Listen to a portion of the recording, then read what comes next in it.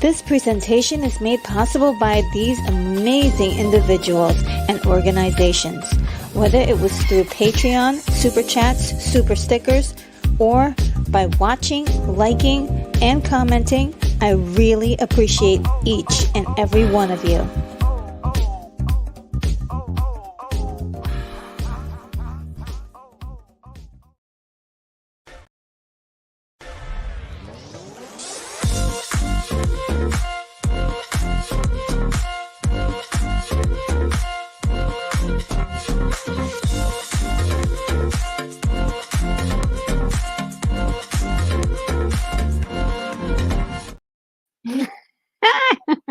Hello, everyone. Welcome to the show. I'm Retro Nerd Girl, and I'm broadcasting live from the International Science Fiction Space Station. And I welcome you to this interesting talk that we're going to have today. We are going to try to identify the best feel-good movies that we can remember. I know there's a lot of them, but there's also it's kind of weird because sometimes we're not sure exactly what they may be. So we're going to try to talk about that and have a discussion about it. I have with me today a friend of the channel, wonderful guy all around. Lance is here from the Outcasts Creative. Hello. Hello, hello, hello. And I guess the first thing up is really to see who else is here, Can I, who's in the I'm, chat. I'm gonna hello to everyone in chat. I'm gonna mute myself a second because I'm just writing out a little spiel Oh, okay, on what okay, I think a feel good movie means, and when we get going, I'll read it out. okay, okay. So do you want me to remove you, or do you want to stay on? No. I'll stay here and make strange faces, but I'm just gonna mute myself as I'm typing, so I don't want Oh, people to hear me okay. bombing away on Wonderful. the keyboards at 90 mile an hour. I'll just mute myself for a sec. I'm literally almost at the end, so I won't be long. Okay, wonderful, wonderful. And so the first one up is Brogu. Brogu says, "Hello, everyone. Hello, Retro Nerd Girl. I hope you're having a great day. When it comes to feel good movies, my first one is 1977's Star Wars. I never saw anything like it before. I hear ya. It was the ultimate good versus evil movie in my eyes, even to this day. So it was a special bonding moment because my older brother brought me and my younger brother to see it. It was special to me." Oh, that is so sweet. Yes, it's one of my earliest memories of like going to the theater and going and seeing this movie. Really, it is it and a very strong imprint in my mind about going to the movies as a kid. But and we are going to talk a little bit more about Star Wars a little bit later because it is definitely I'm on a lot of our lists, I'm sure. And Unicorn Rampant Studio is here. Says good afternoon. My dad and siblings and I would watch movies like Ghostbusters, Stripes, Caddyshack, and later Groundhog Day. If you know Bill Murray, Dan Aykroyd, Chevy Chase, etc. Yes, yes, that's right. Those are some good ones. Let me see if they're on my list. I better write them down really quickly. If chat asks me nicely, I'll do the gopher dance from Caddyshack. Oh boy. Caddyshack. Yes, Groundhog Day is like one of my favorite movies. I usually play it, believe it or not, every New Year's Eve, New Year's Day. Um, I don't know, for some reason I like playing it on that day. Uh, Day and of course, yes, Ghostbusters, Stripes, those are great. I think Ghostbusters is on my list too. Oh no, actually it isn't. Ghostbusters. All right. And Keith E says, "I'm working with a contractor at the house. We'll be on here in a while." Well, yes, I mean, you take your time. I thank you so much. You're so sweet, Keith E. And I hope everything is going well with the contractors. And Brogu says, "Another movie I liked was 1968, Romeo and Juliet." Yes, that was a wonderful one. Is it a feel good movie? I don't know. It's tragic, but when I saw it as a kid, I felt as though the two of them actually loved each other. Yeah, that's true. They really sold it, when they died at the end, it felt like they did it for love. Aw. Yeah, I definitely, do love that movie. I'm not sure that makes my personal list, as a feel-good movie, but it was, quite good. I definitely wanna do a deep dive on that movie one day. Um and let's see, Grogu, okay, so William Blake Hall is here, and I got an email this week from William Blake Hall, and I really want to read it for everybody because it really kind of describes a lot of the feelings that we have about these feel good movies and like trying to come up with a list of them. So yes, and so he says, "I replied twice to Retro saying she could use an email of mine today." So that's awesome, and let's see who else is here. I just wanna shout out anyone who's here, and then I can come back to, some other comments. You guys give me a lot of, insightful comments right away, so I'm gonna get right into it. Cool Gamer is here. Great to see you, Cool Gamer. Thomas McCluskey is here. That is Hungry Jerk, if I'm not mistaken. Daryl Johnston is here. Great to see you. And who else? Who else? Who else? Who else? Um, oh, Darth Plato is also here. Uh, yeah, great to see you guys. Yeah, just want to make sure I say hi to everybody. I didn't want to leave anyone out. And before I get started, um, so this is where I'll start. Okay, so I'm gonna read um, that if you don't mind me find getting uh, the email. Uh, I bet he's going to say some of the things I've got written down now. oh, probably yeah, most likely. We'll um, see, but I bet there'll be a bit of an overlap in my commentary here. Possibly. Let's see. Hold on a second. Let me concentrate.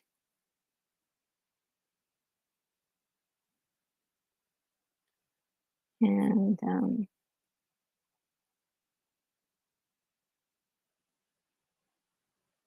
sorry for the silence, guys. I'm trying to do a little concentrating here while I do it.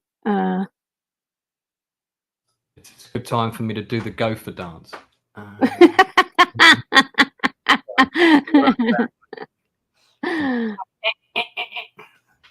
Do you know that the creators of that movie, they hated that character. They hated the gopher being in the film. And I Really? think it's one of the best bits. Yeah, yeah. Yeah, the guy who wrote it, he said it demeaned the serious message that he was trying to slip in under the comedy. Oh, yeah.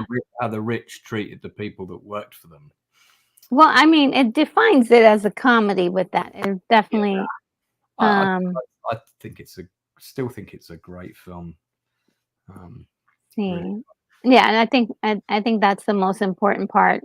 It's a movie you don't forget too easily. If you All watch right. the circumstances under which it was made, it's amazing that it turned out as well as it did because Oh, yeah? everybody was high as a kite when they were making it, like Well, yeah. 24/7 pretty much. Yeah, that makes sense. They were all, Partying a lot. So, Okay. Email. yes, so email time from William Blake Hall. Thank you, William Blake Hall, for always sending me amazing emails. And not a lot of you guys don't get to see all the wonderful things that he sends me, but this one I thought was something that we should share because it definitely pertains to uh, this subject matter. So let's see how my reading is today. He says, I'm starting fall cleaning, basically spring cleaning, but half a year's worth and starting early. And I came across a sheet of paper. I'm wondering, why did I write all this down? All this down. There are movies. For some reason, I bundled them into threes. You can probably safely ignore this because you're probably already know them all, or I've suggested them earlier. Anyhow, I was thinking about you when I scribbled this. Not sure, so I pass it along. Specialties. Taking of Pelham 1, 2, 3, original fearless vampire killers, boys from Brazil. So I intend to automatically link Marathon Man to Boys from Brazil. Cheap, The Time Travelers, 1964, Night of the Living Dead, The Hidden. Hard sci-fi, The Andromeda Strain original. Here I'm just dropping Colossus and Quartermass Pit and the Pit. Um, Beginnings, THX 1138, Duel. My TV movie by Spielberg. Dark Star, Carpenter. Uh, illeg- illeg- Illegible Subject, Strange Days, Robot and Frank, Dark City, Rocketeer, Overlooked, John Carter, Sky Captain and the World of Tomorrow, Tomorrowland, Fun Scares, Tremors, Relic, Deep Rising, Solid Speculation, Gattaca, Her, starring Joaquin Phoenix, voice of Scarlett Johansson, Moon, starring Sam Rockwell. I've never seen Moon. Um, She Spies, La Femme Nikita, original movie, Long Kiss Goodnight, Salt, Old Heroes, Buckaroo Banzai, Mystery Men of Our Man Flint, True Lies, Remo Williams, original movie starring Fred Ward. That's it. On the subject of Fred Ward, also, I recommend the TV movie Cast a Deadly Spell. I will throw this sheet out now, but if it jogged anything good for you, good. So I thought that was interesting. That uh, that note. Let's see, full screen. So it kind of describes like where like what is actually um, that what we think a feel good movie should have in it. Oh, William Blake Hall says, that wasn't what we were talking about. Oh, is that a different? Because I thought maybe I got the wrong letter. Oh, William Blake Hall says I have the wrong letter. I have the wrong letter. Yeah, I was thinking, I was expecting something a bit more. I'm just going to Oh, warn you because I'm tearing up at the minute, and I oh think no. when I read this out, I think I'm going to cry. So, Oh no. Okay. I mean, in a like you can Okay.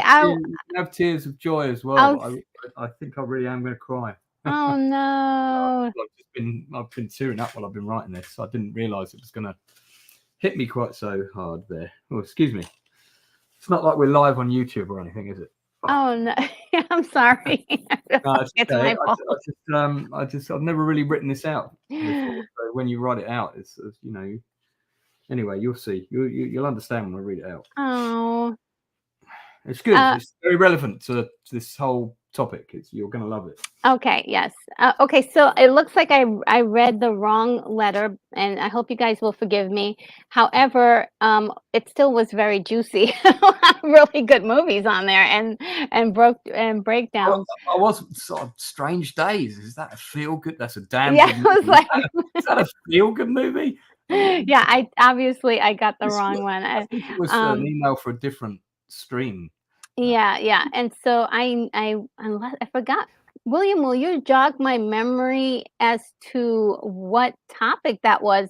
So, uh, or was it just general? Was it just a general kind of like, oh, look at these combination of movies? Because I do like the way you separated them out.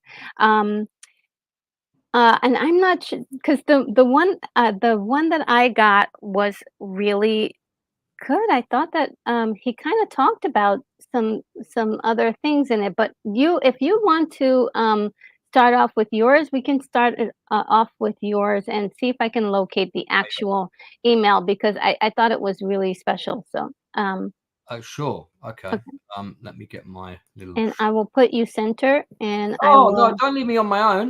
Okay, I No, won't, I won't, no, no, no, no, I no, no, no. No, won't! don't leave me on my own. Not when I'm reading this out. Wow, wow, wow, wow, No, wow. no, no, no, no, no, no, no, no, no, no. Okay, okay, okay. Okay, so I put.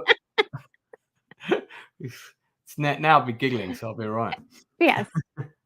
Okay, so I just was writing this out, and I kind of wanted to try and sum up using one particular example for Okay, me how what a feel good movie means, and if people in the chat relate to what I'm saying, then please chip in. okay, So, what is a feel good movie? Going to see a film at the cinema has always been designed as an experience which takes the viewer on a journey which ultimately is intended to elicit an emotional response. Comedies are aimed to make us laugh, most comedies. Tragedies, especially those dramas that are based on real life events, will often make us sad, sometimes even angry. Horror films are supposed to make us scared. And then other films are just supposed to make us feel good. Films connect with us in a special way, which can often be overwhelming. We leave the cinema feeling genuinely moved or enlightened further on a particular subject. Sometimes we simply leave the cinema feeling good. But one movie which might make you feel good may be Another Man or Woman's Poison, something which hits a positive note with one member of the audience may be a different experience for another individual. How films can impact us on an emotional level can vary depending on what else is going on in our lives at the time. We may enter the cinema feeling low and we exit the cinema feeling elated. We may see a film a long time ago and see it again in the present, and we experience a feeling of joy because of the memories connected to that particular film going experience, as well as the film itself. I'm going to give an example of this, which I think covers exactly what I'm talking about. So my example I give is of going to see the film Cocoon. So it made me both cry and laugh in equal measure. But ultimately, when I came out the cinema, I felt an overwhelming sense of joy. These lovely characters that I'd met had cheated death and gone on to a greater, higher Yeah. spiritual life, even though there was tragedy and obstacles for them to achieve that goal, as there should be in all films. But ultimately, I felt good.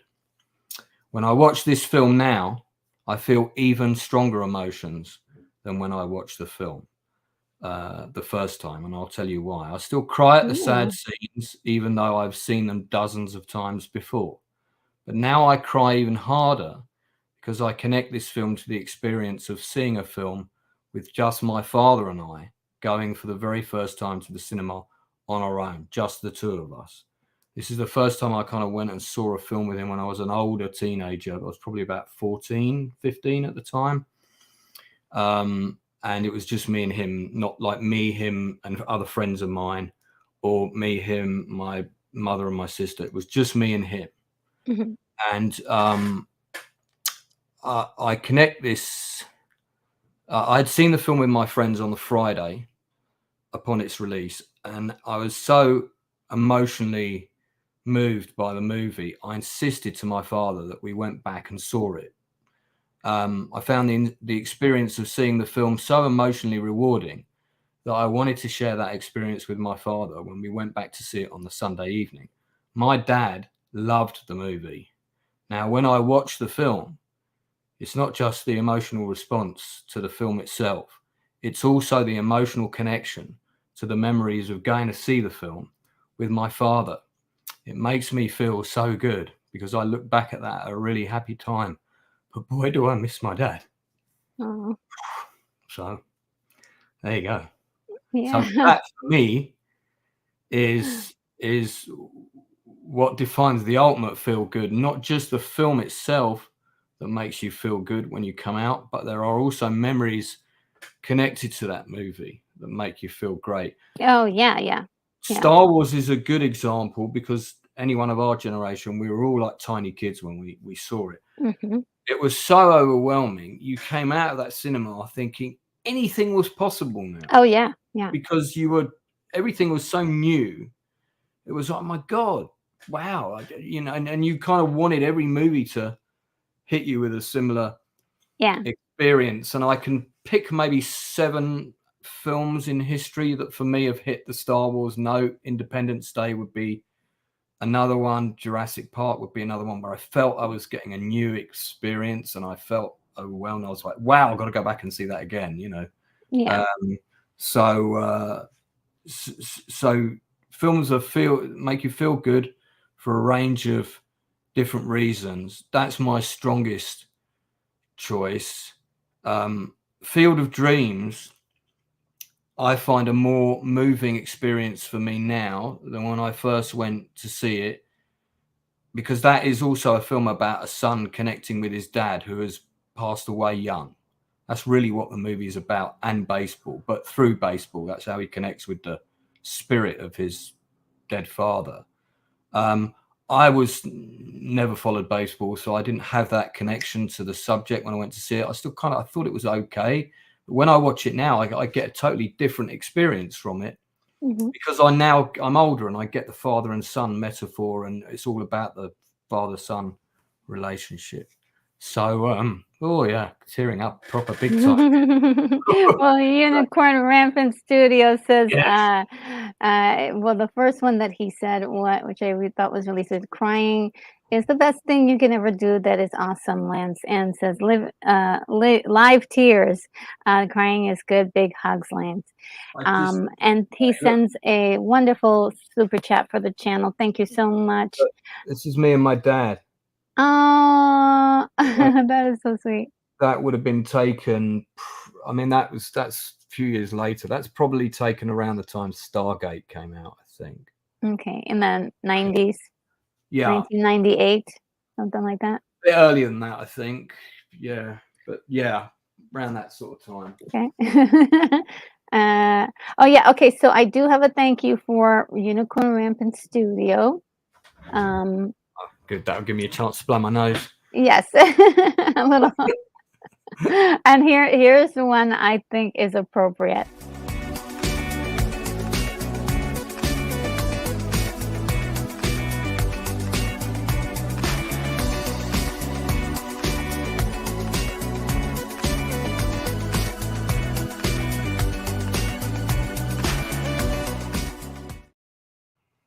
Yes, thank you so much, Unicorn. Um, and I just wanted to say hi to DJ Hellhammer. Hello. And see if anyone else has come into the chat. El Necron as well is here. So great to see you. And yes, if everyone can forgive me, I'm not able to get to all of the chat responses for everything, but thank you for your patience and everything and understanding in advance. So yeah, we're and let's see. Brogu says exactly, Lance. That's why I mentioned Romeo and Juliet. I know that it's a tragedy because they died, but it did elicit an emotional response in me. I love that they had one for um, one another is moving. Yeah, I think you're right. I mean, it's personal to each individual what movie is going to give them that feeling, that feel good thing, you know. It's not always going to be a comedy. It's not for everyone, right? It's not always going to be. Maybe it's an action movie. Maybe it's a movie about depopulation or something. Like who knows? Who knows? It's for each individual to kind of judge, but there are definitely some that span throughout the population. Like we said, uh,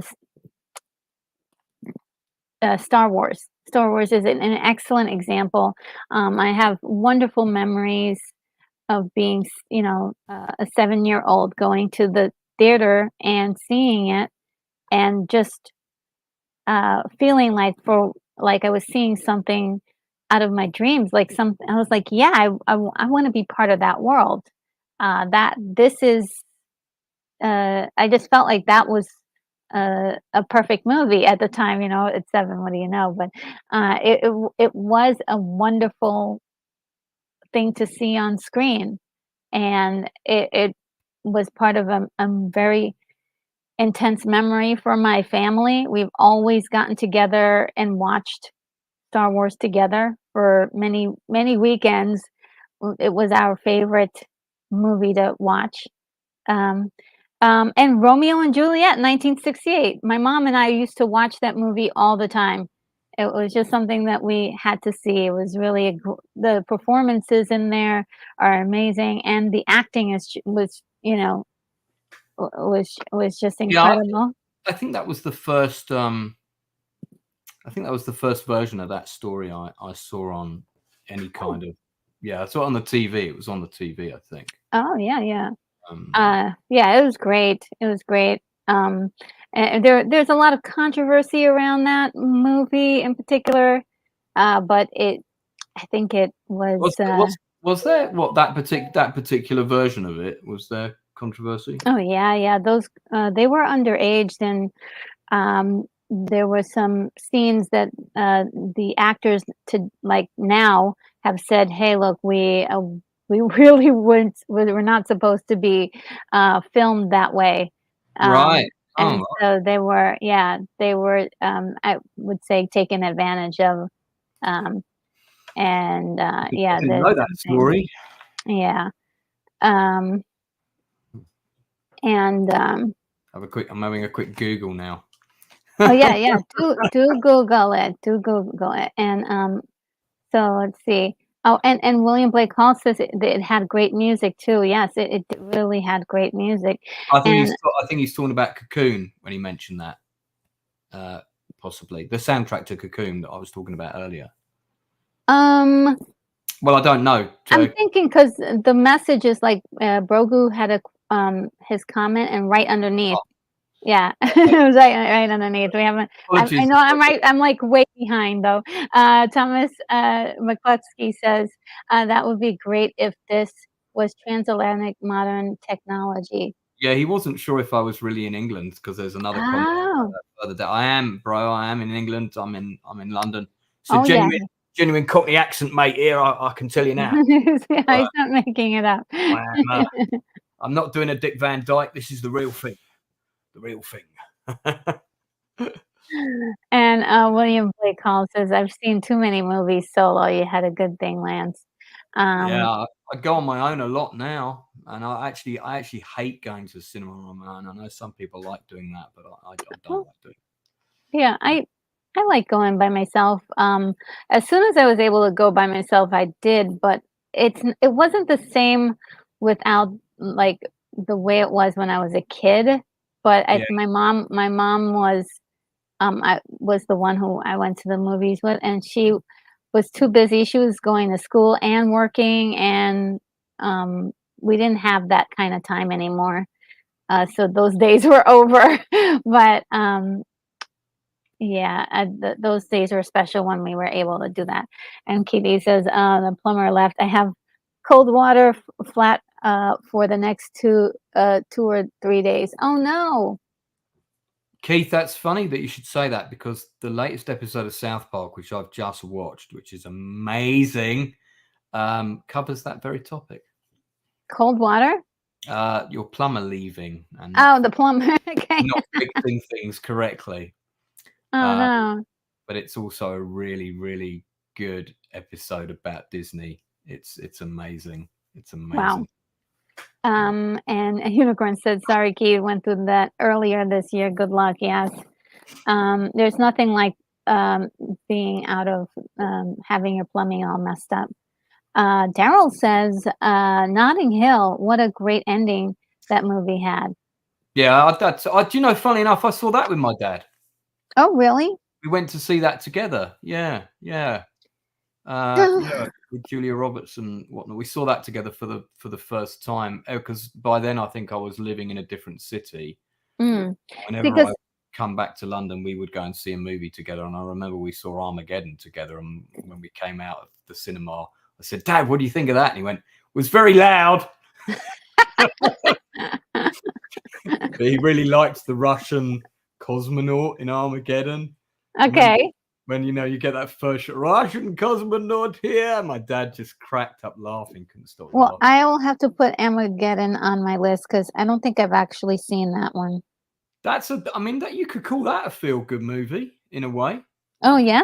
Is it? Yeah, I mean, it's Bruckheimer feel good flash dance vibes. I mean, you wouldn't believe it. Really? Okay. Yeah, because his movies are very much kind of like sort of almost rock videos, and guy gets girl, guy saves the world, that kind of thing. And I mean, Armageddon's a very basic film in that way. I really like Armageddon. It's definitely a guilty pleasure of mine. It's you know yeah Yeah, I've never seen it, so I'll have to put got a it, good it's got a good repeat oh, yeah? value. Yeah, Okay. just yeah. And I mean, if I saw it on a huge screen, and it was all the big action stuff was great on that. Oh, cool. Well, at least I should see it at least once. I've heard a lot about it, but I've never actually watched it. Super Chair Destroyer is here. Hello, Super Chair Destroyer. What a name. Let's see. Um, And Bogu says, I feel good when I see Star Wars. The reason why many people are upset about the new Star Wars shows is because they can remember the feel good times that they had watching Star Wars. Yeah, it was a feel good time. And I think these, I, I don't understand the stuff that we're getting today. But yeah, it's never been the same since the first group. New South Park episode covers this in some Yeah. detail, and it's Oh, really? Ooh. they don't pull any punches, and it's very, very, Ow. very good. Yeah, you're gonna laugh. You got to watch it, Retro. You're gonna laugh a lot. You're gonna laugh, and you're gonna laugh Where hard. do you watch this? It's just Where you watch dropped. this? It premiered today. It's on Paramount Plus. Oh, okay, Paramount. Oh, I don't have it. Let's see. It's Paramount Plus and Comedy. Is it Comedy Central might have it as well? And Brogu says that I remember seeing Romeo and Juliet in school, and there was some nudity. I saw it in school too. I did, and they did that. And yes, Keith E is reminding everyone that the channel is PG. Thank you. Yeah, I'm the one that normally needs reminding, Keith. So thank you, Keith. I mean, it's great to just like reinforce that, because we do have some people who want to watch this stuff with their kids, and I do get comments later on like, hey, somebody said this. I'm like, yikes! I'm sorry. I do have, I can do but so much. And yes, Super Chair Destroyer says great music for Romeo and Juliet too. So that must have been then. It's been a while since I've seen it, but yeah, I do remember the music. I've just been reading about it. This actually, I don't think this was the first version of Romeo and Juliet I saw. I think I saw a lower budget version, but this is the Franco Zeffirelli one, who, of course, super famous director. Mm-hmm. But I think I heard about it at the time, but I'm just picking up on the detail now that the two stars filed this lawsuit because they're claiming that they didn't realize they were being filmed at certain times when they were unclothed and other times and all this kind of thing. Yeah. And Zeffirelli's obviously no longer with us. But just to update you, that lawsuit was dismissed in May of this year. So this was filed this year. Mm-hmm. Yeah. I mean, yeah, I don't know how I feel about all that. But Franco Zeffirelli did have a bit of a reputation in the industry. Director Bruce Robinson, who's the English director of With Nail and I, has spoken about that at length. And also when you're a kid, there may be some things that you don't remember until later, and then you're like, oh, that was inappropriate. But it's, I figured it would be dismissed, but I think it was mostly to let the word be known about, let it be an awareness thing, like, hey, some kids aren't always are taken advantage sometimes. And Unicorn Rampant Studio says much prefer going alone to the movies, as we were talking before, unless the other person is there to tend to all of my requests. I mean, it's not the going to the movie on my own experience that I mind. I actually don't mind doing that. It's when I come out. I want to talk to someone about yes. Yes, I find myself talking to random people in the audience I don't know as we're all heading to the door. What do you think of that? And it's not really the done thing in London. So they kind of go, yeah, it's all right. Let me quickly move away from you. Yeah, it's so true. Like when you're done watching something, you want to talk about it. Like I've been feeling like this for the Loki show. Not a lot of people are watching it. I'm loving it, and I'm like, I just want to talk to somebody about it, but nobody's talking about it. So that show also covered in this episode of South Park. Loki also covered. You'll see when you watch it, because Loki, the main story of the Loki second season is all to do with multiverse, right? Yeah. You're gonna laugh hard. Okay. Okay. But, yeah, like, I haven't been able to find, a Loki partner to talk about the show with. I think I might watch the show just for you. Yeah, I, well, if you do, did you see season 1? no, so can I do season 2 without season 1? I'll just read a Wikipedia summary of season 1 and then I'll jump on season 2. That'll work. Oh, season 1 is so good too. Somebody might I have done I'm a video. I'm enjoying season 2 better though. Um, I don't know if you can do it without watching, because there's so much that about season 1 that they're calling back to. Like, these guys are writers. Right. These guys are actually writers, and they know their story, and they're not playing around like, "Oh, we're gonna introduce a new thing, and whatever happened in that in season 1, we're not gonna bother talking about." No, they continue. So I would say you have to watch season 1 because they continue. There's a lot of information in season 1 that you need in season 2. But back to our topic at hand, I have my own Julia Roberts candidate, William White. I'm not sure what that means. Let's see. Uh, William Blake Hall says Armageddon is very jarring movie. Maybe that good feeling ends up just as a relief. I mean, listen, it's a nonsense, rubbish, cheesy, over the top, noisy, as my dad described it, film. But Mhm. it's escapist fun, and sometimes to make you feel good, escapist fun is all you need, you know. I totally get it, yeah. I totally get it. Danny Staten is here. Hi, Danny Staten says, "Greetings from South Carolina. Late I am." Let's see. Um, Hello, Danny. I've an Austin and let's stated my see. friends list on Facebook. Any relation, possibly? And William Blake Hall says, "I appreciate all the Star Wars love. I actually have an alternative." Oh, okay, cool. Let us know. And Kingdom of Nerds is here. Hello, says hello everybody. So Hey, good to see you. And uh, and let's see. William Blake Hall says, "I've done reviews for a letter. Maybe that has helped." And and and Brogu says, "Well, Star Wars is like Highlander. There can only be one." So far, they're proving that there really should have been only like 1 or 2 movies of yeah. Star Wars. Um, I will. I'll accept that. And William Blake Hall says, "I'm flexible. I consider Galaxy Quest to be a better Star Trek movie than most Star Trek movies."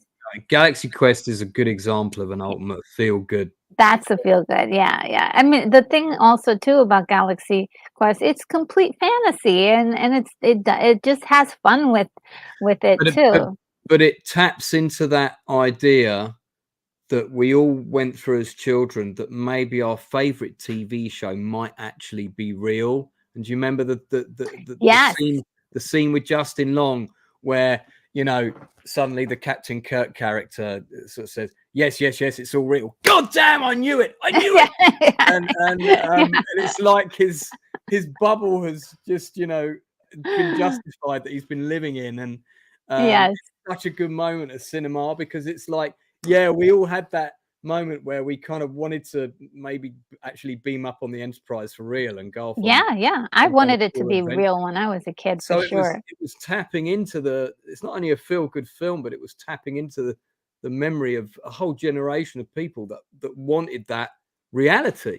Yeah, And yeah. Galaxy Quest gave us that reality and said, yeah, look, it's possible. It happened to this kid. He got transported to his favorite TV show. So that film is like clever on multiple levels. So good.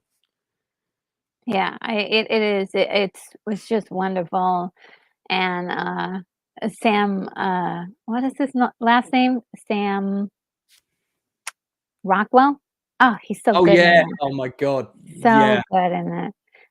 Just And he's worried that he's like the security red shirted yeah. guy that's gonna get killed. Yeah, he's like, "I'm gonna die." Oh my god. It's just like it was really Do a something wonderful. before one of those guys kills Rick. Yeah.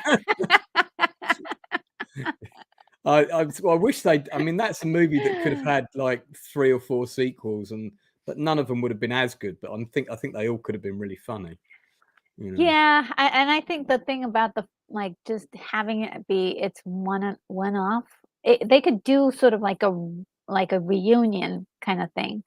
And that would be kind of fun to do. But I think the beauty of it being just one is Yeah, that no, we've it's got that fresh take. I'm sure they're yeah, gonna do it over. Of course, they're gonna mess with it again. I mean, there's nothing that's not gonna be touched by the boot button or the sequel button when it comes to Hollywood. They're always gonna find something to reboot, and I can't believe they're gonna mess with Battlestar Galactica again. I mean, that right there is really driving me insane. Leave Battlestar Galactica alone. yeah. Don't do that. There's a great film that Keith has just mentioned, and I was reading it and I was like, was he talking about me wearing a kimono? And as soon as I thought, oh, yeah, I know what he's talking about. Oh, okay. Well, we're almost there. Rolling Blade Call says I knew a woman who wrote a story where she was abducted by mirror Vulcans. Very cool. And Keith E says the movie I would pick retro has not seen. Lance will only watch it if he's wearing a kimono. And what movie is this? We're going to the convention for 3 days. You're packing 6 kimonos. How many kimonos do you need? That's the scene in the movie. Best in Show. Mate, Oh, I've got that film in the other room. I watch that film at least once a year. I have a movie quiz every Christmas. There's nearly always a clip of Best in Show or Spinal Tap in the quiz. okay. So And Spinal Tap is one of those two. yeah, I'm That's like supposed to that. be doing a Christmas quiz on YouTube live, which aren't you going to be one of the team captains, I believe? I don't know about. I'm not really great at quizzes. All about older movies. I think retro should steam it. Take Maybe I can read off the answers. I can be like, oh, come on. I can be one of can be a co-host like a Vanna White. I think we should have you, Aram, and Beanie Lorena Creole on one team. I'll be the quiz master, and then we'll have 3 dudes on the other team. We'll see. I'm not very good at quizzes. It's like, think quick, and I'm like, oh.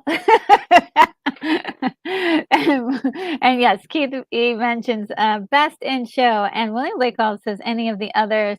Keith, Spinal Tap, A Mighty Wind, any of Yeah, those. I've never heard of A Mighty Wind. What is A Mighty Wind? it's the same. So that same group of actors. It's principally Christopher Guest's production company. Him and the other actor's gone out of my head for the moment, but and they do a lot of. The other actor is the one who played the brother in Better Call Saul.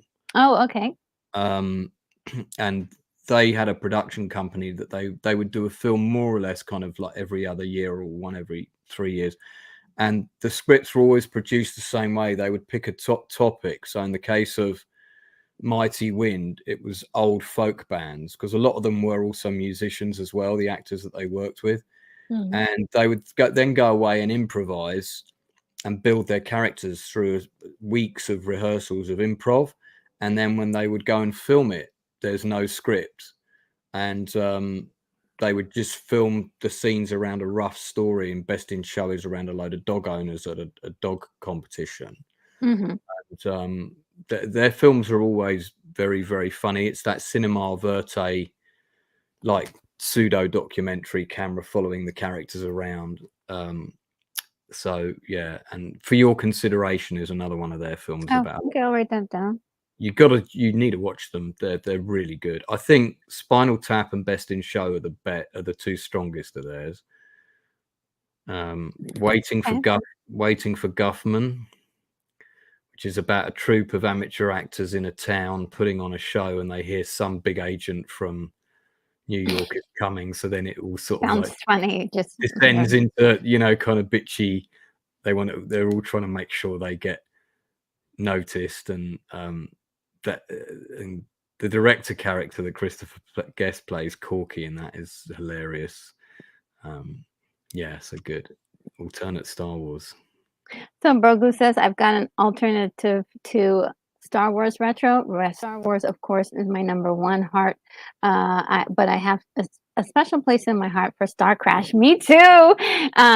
Stellar Star was a cooler princess, Leia. Oh, and also say. William Blake Hall says, Brogu, mine was Battle Beyond the Stars, a ripoff of Star Wars and Magnificent Seven. Those are my favorites, guys. I And love those. Just yeah. watched Battle Beyond the Stars again the other week, and I watched Star Crash yesterday. Oh, cool. Yeah. Great stuff. And Virgo says Battle Beyond the Stars is another great reverse. Yes, it's great. One that I absolutely love is Yeah, Battle Beyond the Stars has got this really amazing rewatchability, mhm, and it's mhm. such also just from a point of view of clever filmmaking. And James Cameron built a lot of the sets on that movie. Yeah, he worked with that. He went from, I think he was like the one of just helping on on the set to like actually like running the whole thing almost. He worked for Roger Corman, and that film and Galaxy of Terror, he did Mhm. a lot of the sets design and production design for. Yeah, Some really inventive stuff that they did with those films. yeah.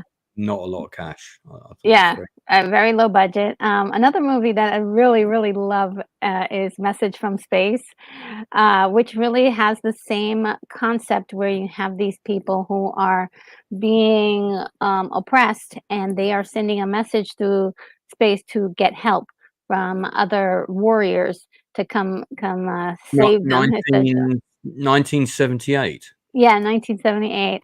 Love that movie so much. God, I've not seen it. I've not seen this. Oh, you must. And, How if you see some of the stills from it, it's ridiculous and I really hilarious, but really, I just I've got it's I've great. got one right now. Shall we show one quickly? Just for Oh, fun. sure, yeah, There we go. share. Check out these cool spaceships from Message Yeah. from Space. Yeah, That's an really good. actual lobby card. Mhm. And look at that robot. No wonder retro you like this. If there's a Oh, robot like yeah. that in a movie, you're definitely gonna Oh, like. yeah. Yeah, Look at the. look at that. So is this a Japanese production? Because Yeah, that's yeah, well, it was, international. They had I think Vic Morrow is in it. yeah. Um, Give it that and West. a couple of other, like, American actors, and they're all speaking in English, but they're not like they're doing that Italian thing where they come in and do the dub after. Yeah, which is really weird. Because Yeah. it's always slightly out of sync. Yeah, You, it's always like this person is American. Why are they not matched? The audio isn't matched. And so yeah, I love it because it's got all that cheese and it's got all that um good sci-fi, early sci-fi stuff that is completely like ridiculous, but it that's the fantasy element about, a lot of these movies that are depicting science fiction in the early days.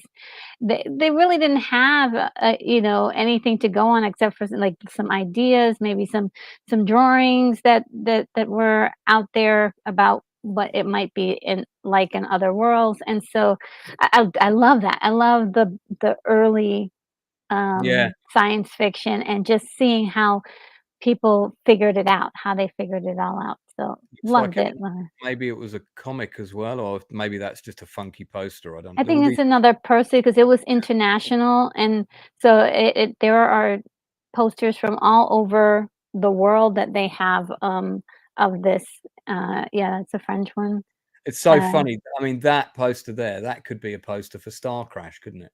yeah, it totally could've, Yeah. and Star Crash 2 also has a plethora of posters that are just as wild, I guess this one is the I tell you German what, one? I'm so glad you mentioned this. I've definitely got to watch this. Oh, yeah, it's fun. It's All right, there we fun. go.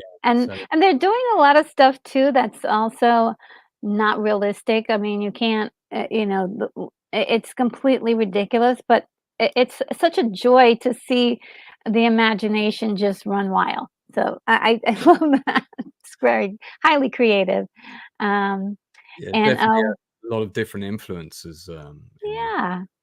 And I love the fact that the cast is international. It just gives you another flavor on top of everything else. And William Blake Hall says John Boy Walton in space. Yes, that's right. The I'll be on the stars. Yeah, from Battle Beyond the Stars. And he says, I watched Judy Norton's channel on YouTube, and she will mention this about John Boy from time to time. Oh, who's Judy Norton? I'm missing out, huh? Yeah. Brogu says The Terminator is a feel-good movie for me. It just feels good. I actually can vividly remember when my friend and I came out from watching Terminator. We wanted to go straight back in and see it again, but we couldn't because we were then going to see Dune. They came out the same day. Oh. We had to travel to a bigger cinema to see Dune, and that I told you the story where we saw the different version of Dune at that cinema that Mhm. accidentally got delivered the wrong longer print, which was brilliant. I know. Yeah, so I found Message from Space. The whole movie is on YouTube. There's a full Mhm. English movie dubbed Yep. version. Yep. I'll drop that in the chat in case people want to Oh, check. great. Wonderful. Thank you. Um, oh, and Gary Carpenter is here. Hello, Gary Carpenter. Says ghoulish greetings, everyone. Thank you so much for being here and giving us some cool emojis. Look at that. I Yeah. love these. I love these emojis. Any Um, relation to John Carpenter, Gary? Just to okay. and Jack is here. Hello, Jack.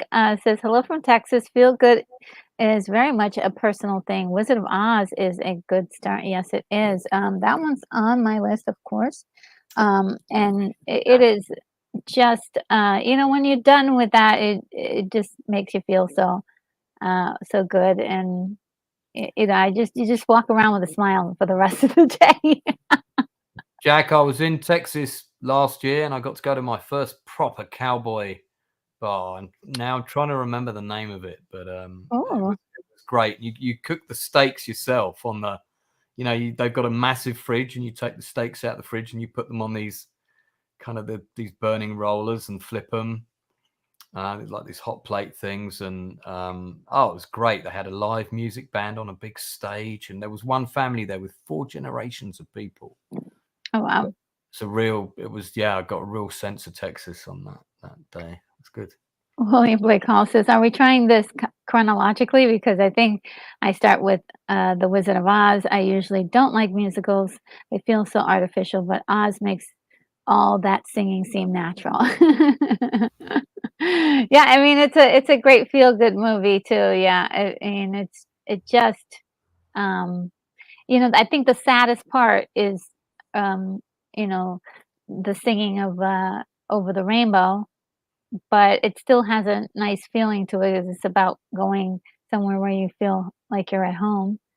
So, Mm. I don't know. I love that one. And I really enjoy and I just laugh so hard when I think about The Wiz. The You were Wiz going to is say something else then, and then you remembered. Oh, hang on, this is a children's channel. yes, yes. Was absolutely. That was funny. It's like, "Oh, I better not complete that sentence Yeah. because I was trying to find another word, and I'm like, "Oh, can't find the right word." Let's start over. And so, yeah, The Wiz is actually really, Yeah, it's a like good film. I loved it. When I was a little girl, there was, the stage play, and I actually went to that, and, that was so wild to see that on stage, and it was when I got home, I had the booklet that they give you when you go to the theater, and it was like pictures of all the actors, and it was just so pretty and colorful. And of course, I was too young when I saw it, so I destroyed that thing just like looking at it almost all the time. So so when the movie came out, it was like I had a ball with it. It was great. And Gary Carpenter says, my favorite sci-fi movie is The Day the Earth Stood Still. Oh, that's cool. Yeah, I'm not sure if So, that one's feel good. That one might not be a feel good movie, but no. I guess I could at the end, if you feel, you might feel good that maybe Earth has a chance to um, to not be destroyed. Bruce says another feel-good movie are all the Godzilla movies. My brothers and I would play with the TV antennas just to watch a Godzilla movie 50 miles away. Is Brogo referring to the early ones that were shown on TV where you got the guys in the monster costumes? Like, I think so because those yeah, were they were silly and but they weren't I don't know I watched the Mothra movies and stuff like that. yeah, Um, yeah. No, I remember those really well. And there's one where that crab thing's chucking a rock at Godzilla across the water, and Yeah, they pulled out so many, like, antics, and Brogu says, "I'm going to watch Message from Space and on the recommendation of Patrona Girl." Oh, great. I think it's gonna be as am I. and Katie says, "I think we're going a random chronological forwards, backwards, inside out." Yes, pretty much. Anything you can come up with. Let me know what your favorite, feel-good movies are. Um and Gary Carpenter says Judy Norton Taylor is the TV sister from the Waltons. Oh, okay. I didn't remember that. Didn't know she had a channel. Yeah, Judy Norton was Mary Ellen on the Waltons, John Boy's sister. Okay, and Rogan says that could be many places in Texas. I live in Houston. Oh, Yeah, was there any particular he, place he, in Houston? he's talking about the bar. It was somewhere south of Dallas, I believe. Do you know what? I'll get the name of it before the end of the stream. Okay. Um, Yeah, and I enjoyed my time in Texas. It was good. Although downtown Dallas was a pretty scary place. and Gary says it's not related to Karen or Richard Carpenter, but I'd love to be. But also mentions Earth versus the Flying Saucers is another good one. Um, Early Ray Harryhausen, that film. yeah, and Brogan says yes, the early Godzilla movies is what I'm referring to. Yeah, Yeah, they had a bit of they're the best ones. yeah, they're really like there's so much charm and adorable. But I have to I mean, it's been so long since I've seen them, and I remember laughing and just enjoying myself while watching some of them. William Blake Hall says another oldie, not because it's a Christmas movie, Miracle on 34th Street with its grown-up satire of business and the law. Plus Edmund Gwenn is Santa Claus. Yes. That, he was that fantastic. that's the black and white original Mhm. one. Yeah, yeah, I like Yeah, that. from the The one, the one, 50s? Oh, 1950s, I think it's 1954 if I'm not the mistaken. one with Richard Attenborough's not terrible. No, it's He makes a yeah. good Kris Kringle, but I think the girl is a bit annoying in that that version, if I Well, I remember. don't know. I didn't think that she was annoying. I thought that they lost their way with the script a little bit. Yeah, yeah, it kind of Yeah, pandered to a few narratives rather than just trying to tell a straight Christmas story. story, yeah. Yeah. But, the one that was done in the '50s, I love it, love it, love it, love it. So sweet with little Natalie Wood, she was so adorable. I mean, every time I see her, she as a kid and just her acting and everything just brings me a little tear to my eye. I'm like, "Oh, she is so cute." Um, and she's just doing a wonderful job in it too. Gary Carpenter says, "William, that's the perfect movie for Christmas besides White Christmas and Santa Claus Conquers the Martians." Santa Claus. I remember that movie. They showed that as part of the BBC sci-fi Oh series. my god. No, no, It's a Wonderful Life is Oh, yeah. Oh, wow. Come on. That and to me is the epitome. Just, I mean, because of I love those transformation movies. I think I talked to, mentioned that to William Blake Hall once before in my email correspondences. Absolutely love movies where you have a character that starts off like curmudgeony and then they end up being good-hearted and doing things for the betterment of mankind, that kind of thing. Mm. Embody the full um, uh, spirit of like Christmas or just being more of a humanitarian. So all of the the Christmas Carol movies and adaptations of those movies, they have my heart. There's so many of them that I absolutely enjoy. I have not seen one yet that I have did not love. Um, There's the ultimate Christmas movie, of course, Muppet Christmas Carol, which is and you know what? I never saw that one. what? Yeah, okay, so that means I can see that Not seen Muppet Christmas Carol? it's gonna be on Disney Plus, right? Outrageous, Retro. That's outrageous. You can't even have the name Retro Nerd Girl without having not seen Muppet Christmas Carol. My God. That's Yeah, yeah. Okay, I oh, got I you're in for such a treat. So oh, much. good, good, good, good. I love Christmas Carol movies, so, um, that is gonna be wonderful for me. Um, I had a few, things that I wrote on here for movies. I'll read some of them off. Um, I I really love, uh, Mary Poppins. No. It's Mary Poppins, y'all. Yeah, I love that movie so much.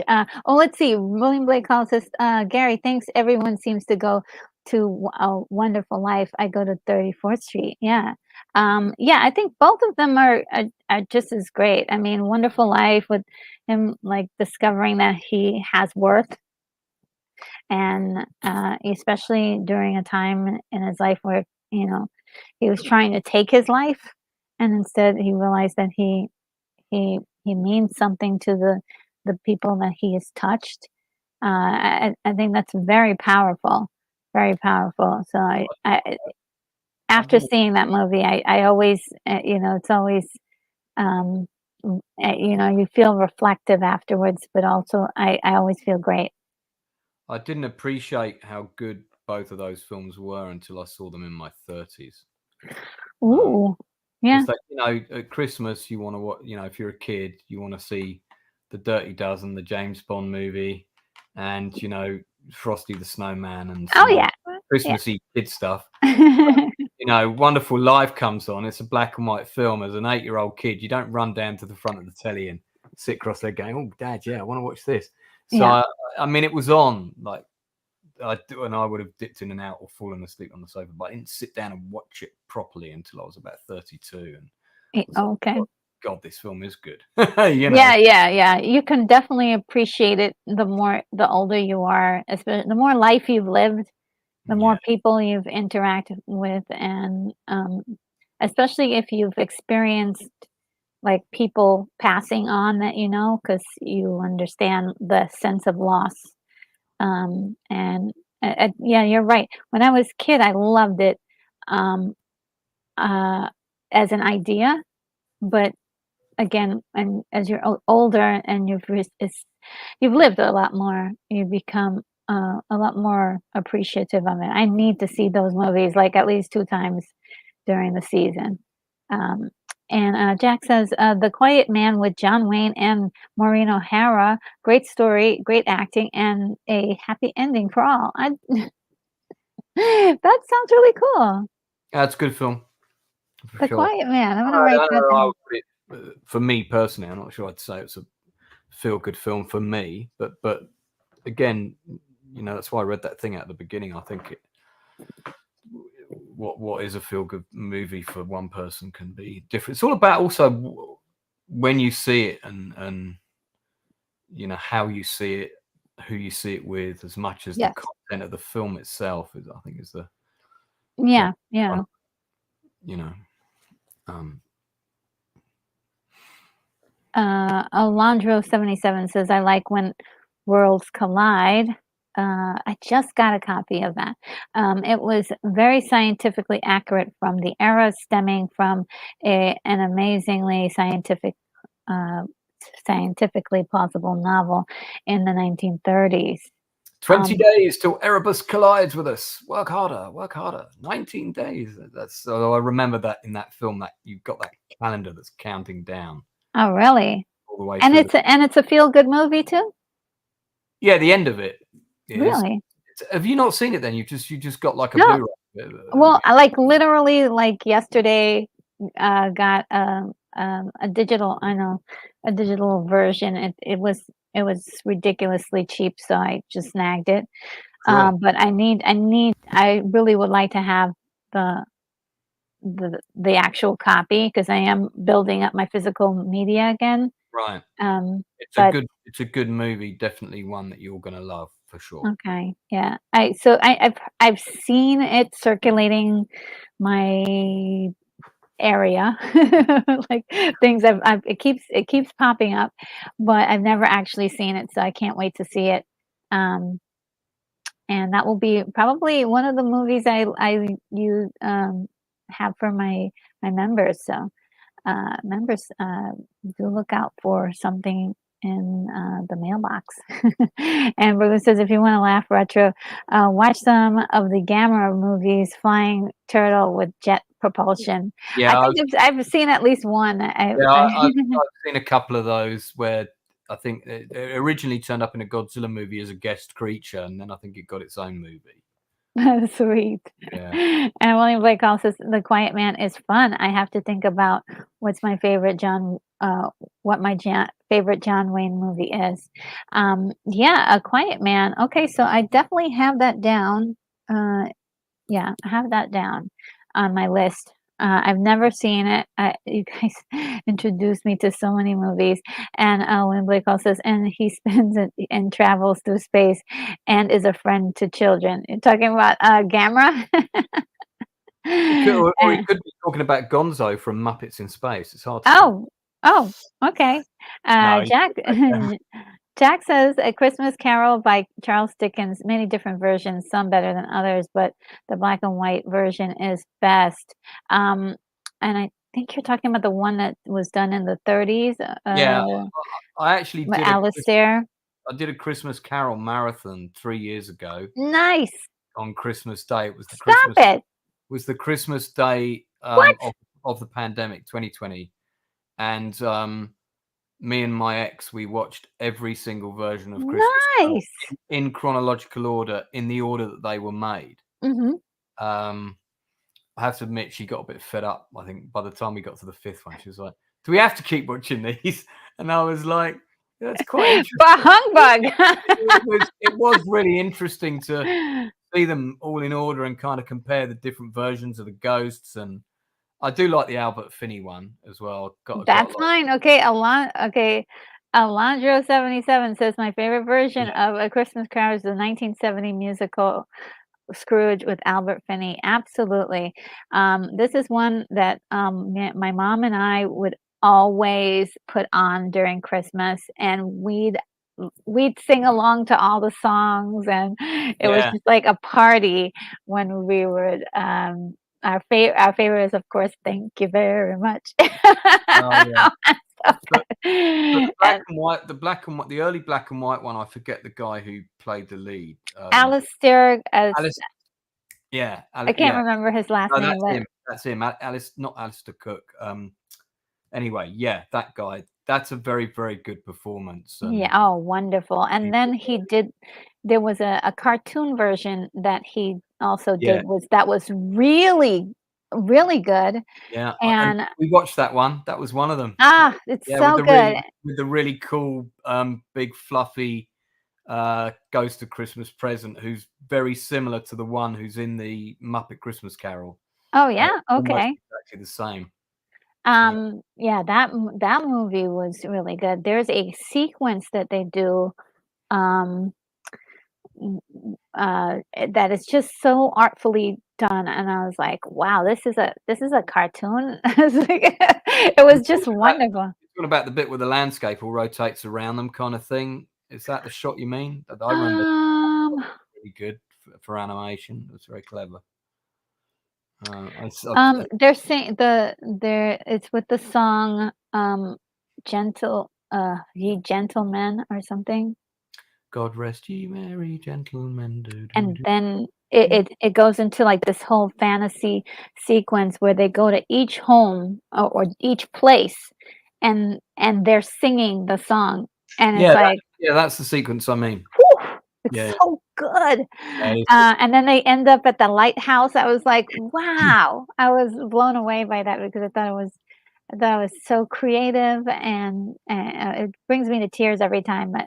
Happy tears, of course. So yes, yeah, that was a great one. And William Blake calls says Muppets generally rule. I still miss this show with Shatner and Waldorf. Sorry, good. Statler and Waldorf. Yes, the where they're in the theater booth. Yeah, that's the Nice. two old guys. Yeah. And Gary Carpenter says, "I'm not too fond of it. It's a Wonderful Life, but I do like Santa Claus in the movie." Um, Hmm. oh, I don't remember Santa Claus in the movie. No. He's saying he likes Santa Claus the movie. So Santa that's the one Claus with the movie. That's the one with Dudley Moore. Oh yeah, in Where 19 he was it thing in 1980? It Yeah, was great. that came out in 1980. It was the same year as Silverado, so I think it was 85. And that's where he builds the rocket Yeah, powered. yeah, it was really good. Yeah, Yeah, really good. I remember that was on in the cinema in town when I went to see. We got Leicester Square cinema on each corner. One of the films that was on was Santa Claus the movie, Silverado, and Chorus Line. Boom, boom, boom. And Hmm. yeah, and of those three, Silverado is the amazing one, and that's a feel good movie for me for sure. Love that. Oh man. And Yeah. let's see. Rosa says, that was pretty high note there, Lance. You're a singer? What did you sing? um, oh, yeah, yeah, yeah. Oh, it's a great song, though. My dad had a number one single. Not joking. Oh, really? Yeah, it's on YouTube. You can watch it, chat. You can go and check it out. And that's my birth father, not the father that brought me up, but it's the one who made me come into the world. Because I'm adopted, so I've got got my birth parents and I've got my Well, do parents. you have a link? You can put it in the chat if you want. Yeah, yeah, okay. Yeah, and William Blake also says Mary Poppins came close. Yeah, Mary Poppins, like she's the not the remake, but the original. No offense to the remake, but the first one was just so creative and um, fun, and of course all that stuff. My Fair Lady, what a joy! That movie is so great to watch. Let's see if there's another. Why don't I go through all my my little musicals that I do enjoy, like Gentlemen Before Prefer Blondes. That's just something in my memory that I always love that movie. And let's see if there's another one. Uh,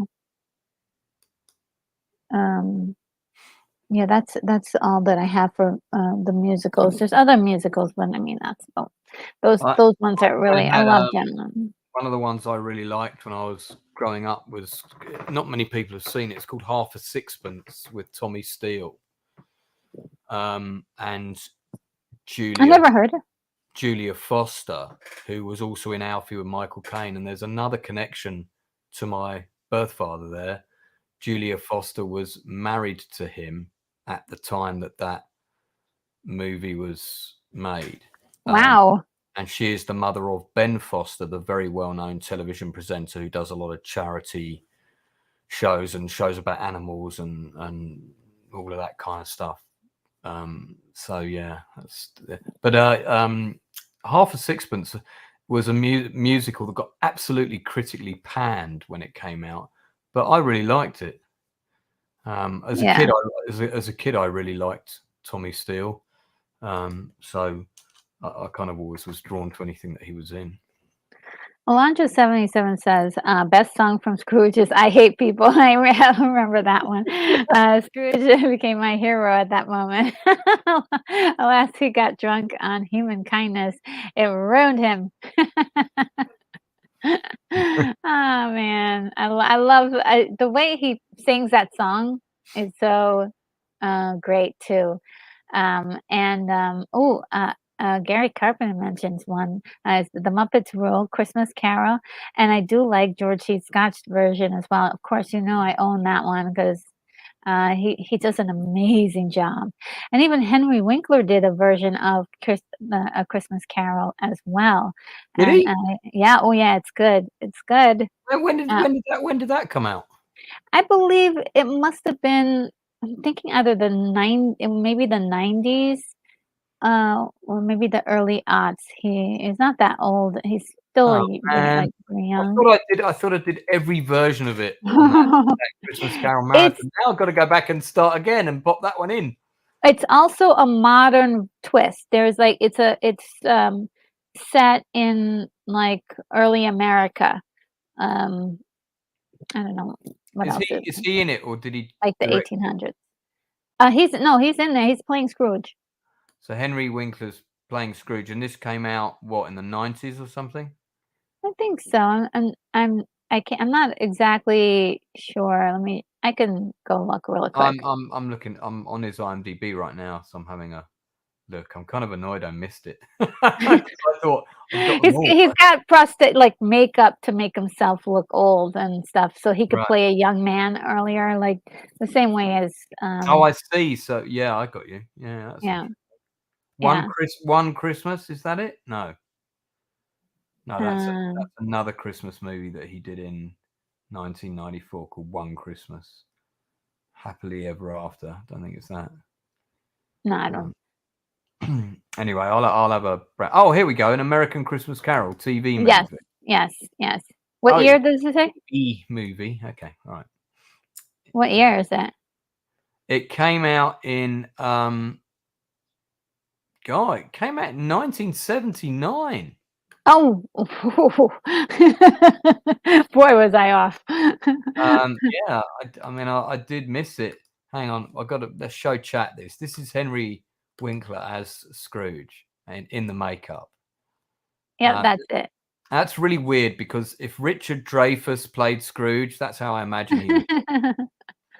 And here's the kid down here. I think I have seen this actually because that kid with the cap and you saying it's set in a different time period. There's a Mhm, few stills here. mhm. That rings bells. Okay. I think I did see this. Yeah, I think I did see this, but it wasn't part of my Super Christmas Carol megathon Yeah, oh, line. he's super young there, look at him. Um, he It's good. also did he also did another, like, Christmas movie recently that I absolutely love, which was, I think It's a Wonderful Christmas or something, I forgot the That might be name of it. the one that's just called One Christmas that I saw that he did. That's another Christmas TV. That's a different one, I have not heard of One Christmas, which I'm gonna put on my little list. I definitely saw this. I saw this on TV when it came out. You did see it, yeah, Yeah, okay, because I remember that one of the ghosts was black, played by Dorian Harewood. Uh, okay. I forget which ghost he played, but he was very good. And that idea of and it being that time in America where the racism and everything, and one of the ghosts is black, and they played on that really well. Mhm. It was good. It was a good version actually. I enjoyed it a Yeah, lot. from what I can remember. He really, he was really mean, and the way he was, kind of, uh, hustling people, but also, like, people owed him money, and how cruel he was to people who owed him money. It was just, super, super, when he makes that change, it was like, wow, is Mm, so gratifying. nice. Um, yeah. I think I might have to track that down and watch it again. I'll have a look. I bet it's on YouTube because it's so old. So it's Yes, probably. it is on YouTube. Yep, Oh, it yeah. is. And of course, I'm sure you've seen the Christmas Carol with uh, Vanessa Williams, right? The that's A Diva's Christmas? it's kind of like the Tyler Perry version of Nope. no, Mm-mm. I don't think I've seen that. Oh my I was. god! Now I've got to do the lineup again with two Well, of them.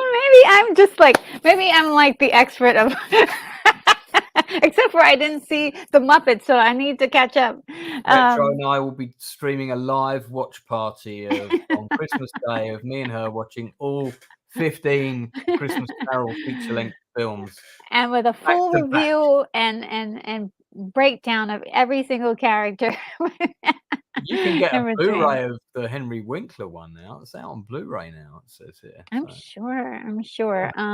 William Blake Hall says one movie that totally relies on its star power is The Creature from the Lagoon. I just like seeing the creature and Julie Adams. That's simple. Um, and Garen Carpenter says that's a great movie. And uh, uh, Gary Carpenter says I have not seen Mary Poppins Returns, but yeah, I bet it's good. I don't is it? Did you was it see Mary Poppins Returns? I haven't heard any news that whether it's good. I think the general consensus was it was all right. It was kind of Okay. very faithful to the tone and the style of Oh, the original, and I think was it Emma Thompson that played her, or I forget who. oh, There I was a thought was it big Emily Blunt Oh, or yeah, no, you was might be it? right. I No, could be, yeah, but I could be wrong. I think you're right. I think it was Emily Blunt. Um, And I do love her, but I don't know. I didn't want to see anybody touch that my beloved Mary Mary Poppins. Poppins. And Jack says, "Don't feel bad about missing Puppets Christmas Carol. Only seen clips. The Muppet movie is up there too. Side note: Kermit sings the Rainbow Connection with Debbie Harry of Blondie fame on the Oh, TV show." hanging on And the telephone. William Blake Hall says, "It's kind of like Oz, because it's a musical, but I don't think twice about all the singing." Oh, and Bonzo Kilborn is here. Hello, how are you? Yo, And Bonzo. and let's see. Um, Bonzo says, "Has anyone said Braveheart yet? That's my feel-good movie." Ooh. I definitely would consider that the same, because that's another film that I watch at least once a year. The music's really good. The emotional flow of the film is fun, and you can put it on and just kind of melt into the world with it. I mean, it's historical nonsense. There's so many Mhm.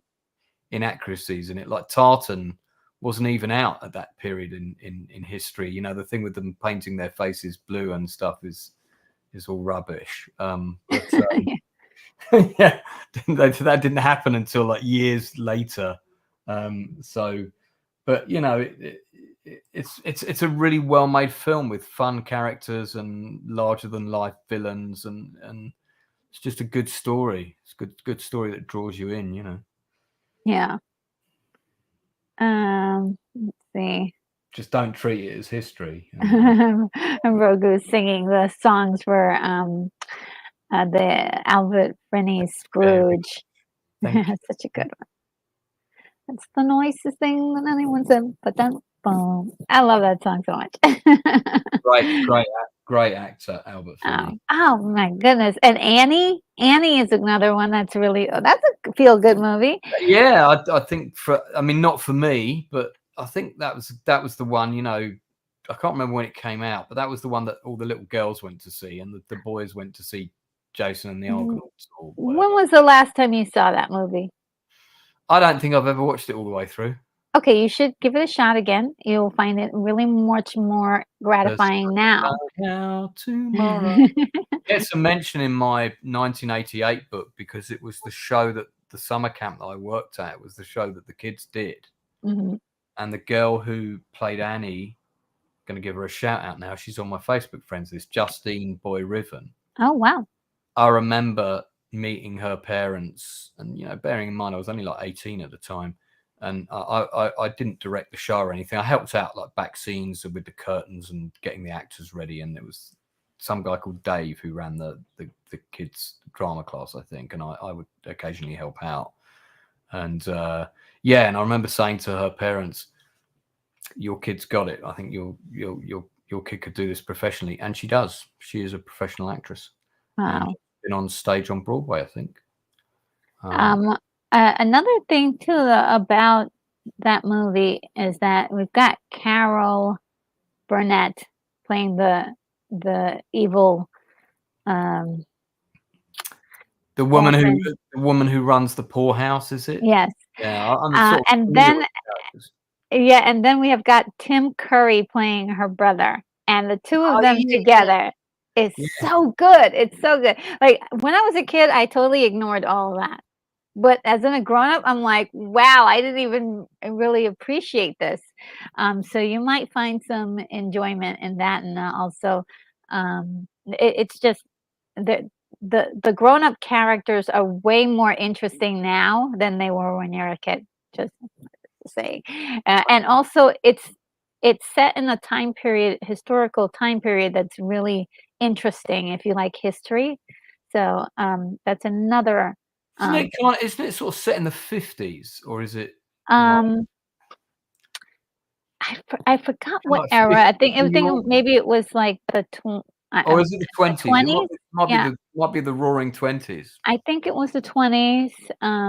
So it was really, um it's really kind of interesting because they were trying to restore hope back into the nation, and so that's where the "Sun Will Come Out" song really is from. I didn't know what it was about when I was a kid. I was like, "Oh, what a cute song a little girl is singing." But it has more connection. It gets goofy at the end, but it's still I'm just saying as an adult, it's just way more fun and, just kinda nice, and also to see a little girl get an opportunity to live with, a good person was, great. I wasn't down with the whole, like, reboot that thing or, do another do a remake of it. I'm like, "The first one was okay, it was good. It was don't mess with that." Yeah. Um, Jack says Donovan's Reef with John Wayne and Lee Marvin. A great supporting cast, including Cesar Romero, a Christmas movie of the most unusual sort. Interesting. And I've never seen this, so I'll put that on my list. Yeah, no, I saw Donovan's Reef, on TV when it came out. Can't remember much about it, I'll be honest. And Alondra says, to Brogu, Scrooge being all clueless about it makes it even funnier, and that's in reference to the song "Thank You Very Much." Yes, it was really great. Like Albert Finney, like just discovering this, he's like, "Oh, thank you very much. What does that mean?" Uh, and he thinks he's the one responsible for making everyone happy, and he is, but not in the way he thinks. Uh, you know, it's very well done, very very well done in that movie. And I love the fact that they use the same song to close out the story. Yeah. Uh, a nice, wonderful, jovial song. Gary Carpenter says, "Jack is another favorite of mine." Jack, that's another favorite of mine. I really love unusual. I I usually watch it on my birthday since it's got a birthday theme. Okay. That's, referring to Donovan's Reef. Oh, okay. And, Jack says, "If you wanna laugh, look up Slater and" I wanna say Slater, That Statler and Waldorf Heckle Milton Berle. It's a riot. Oh, wow, okay. And, William Blake Hall says, "Speaking of music, another one for me is Yellow Submarine. I love the most final song, It's All Too Much. I don't hear it enough." Okay. Yes, that is on my list of movies to watch, and so, yeah, we're the gonna get the there. the final song of Yellow Submarine, unless I'm wrong, isn't it All Together Now? All together now, all together now. Oh, he says almost, sorry. It says, "I love the almost final Oh, the song." almost final song. The Okay. almost final song. Um, and Yellow Submarine has got a great script, but the animation is super crude. And I watched it again recently, and actually, it doesn't have the charm it had. hmm. Sadly.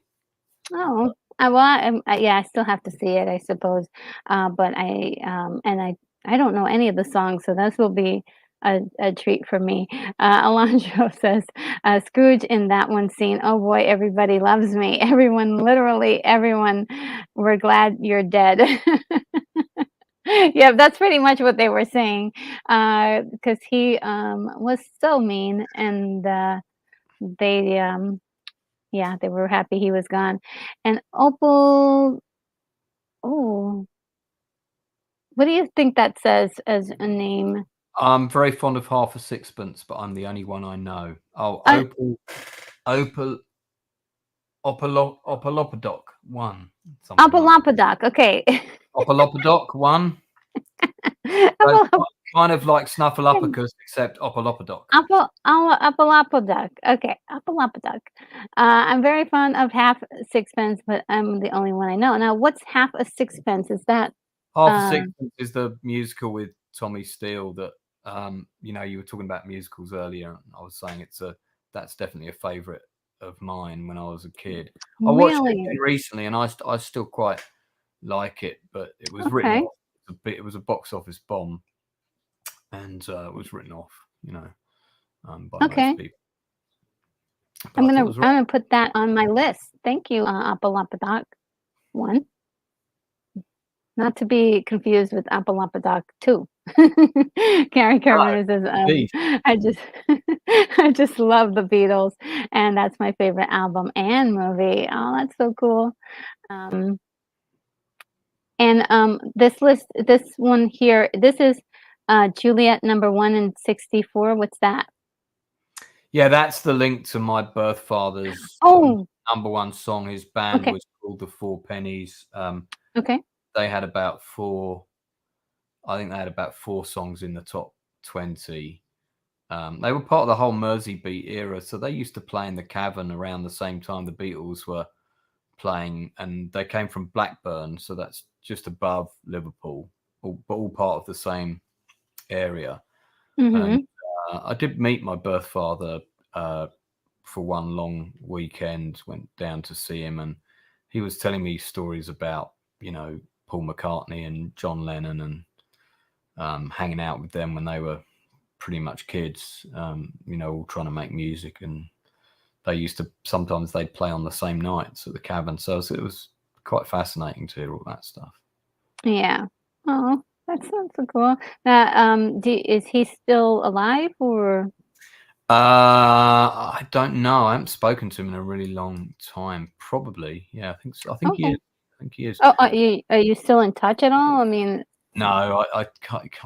It's probably not something I want to get into on here. But mhm, just, you know, it just kind of fizzled out. I lost his contact details for a really long time, and okay. when I tried to sort of get back in touch, it all felt a bit late, and Mhm, you know, so yeah.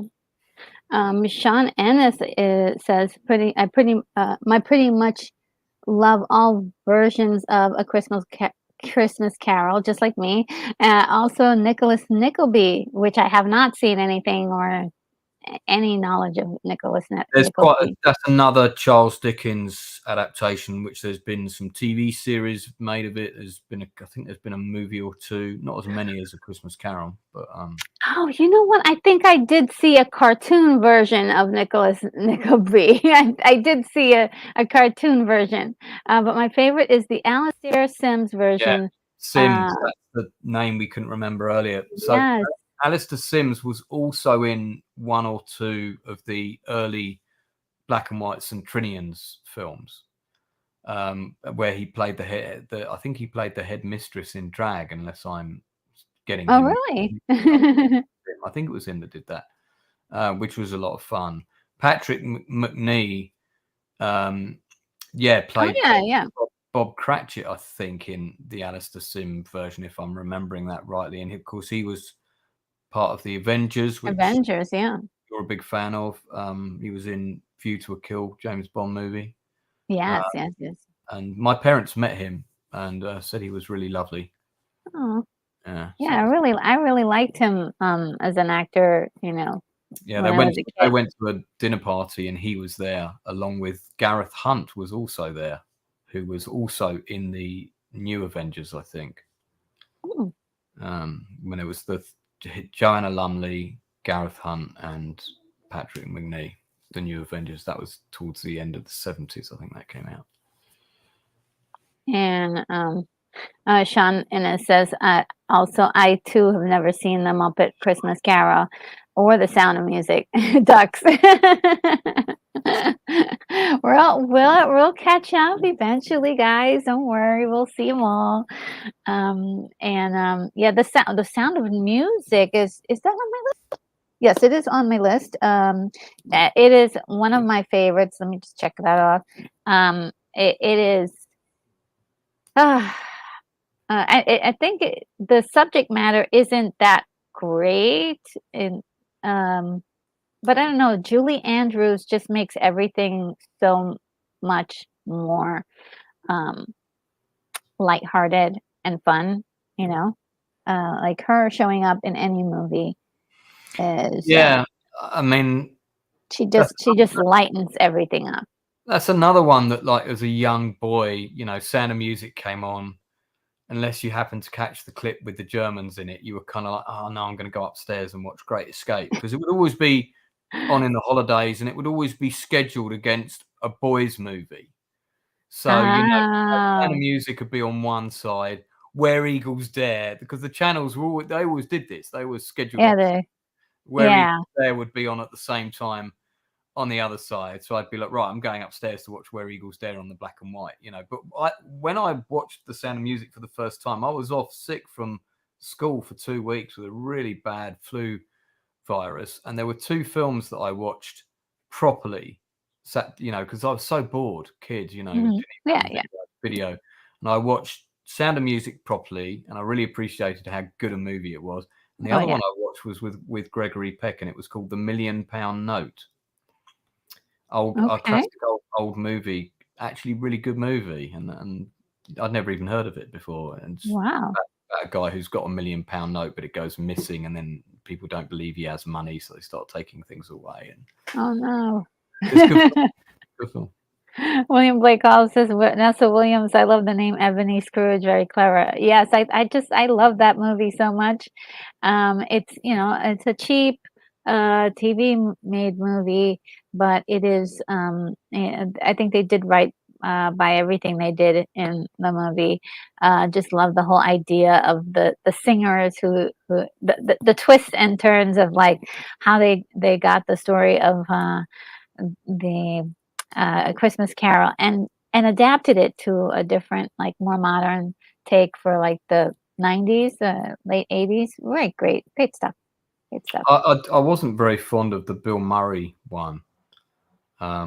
Scrooged. Oh my The god. problem was, do you remember that time when I told you I took 22 people to see Die Hard, the Yeah. first screening UK? And again, this is in that book of mine. Well, we went to see Die Hard in the morning, and we saw Scrooged in the evening. Hmm. Die Hard was like so good, Yeah, and of course. Scrooge, the cinema messed up our seats as well, so we didn't quite have the seats that I'd bought, and there was a big thing, and so I was in a bit of a bad mood. But that was one of the ones that was in our big Scrooged marathon, and I just think that the comedy elements of that show are just not very funny. There's a couple of bits that are really funny, like Yeah, that to me it just drives it really gets me. I I can't just wait to.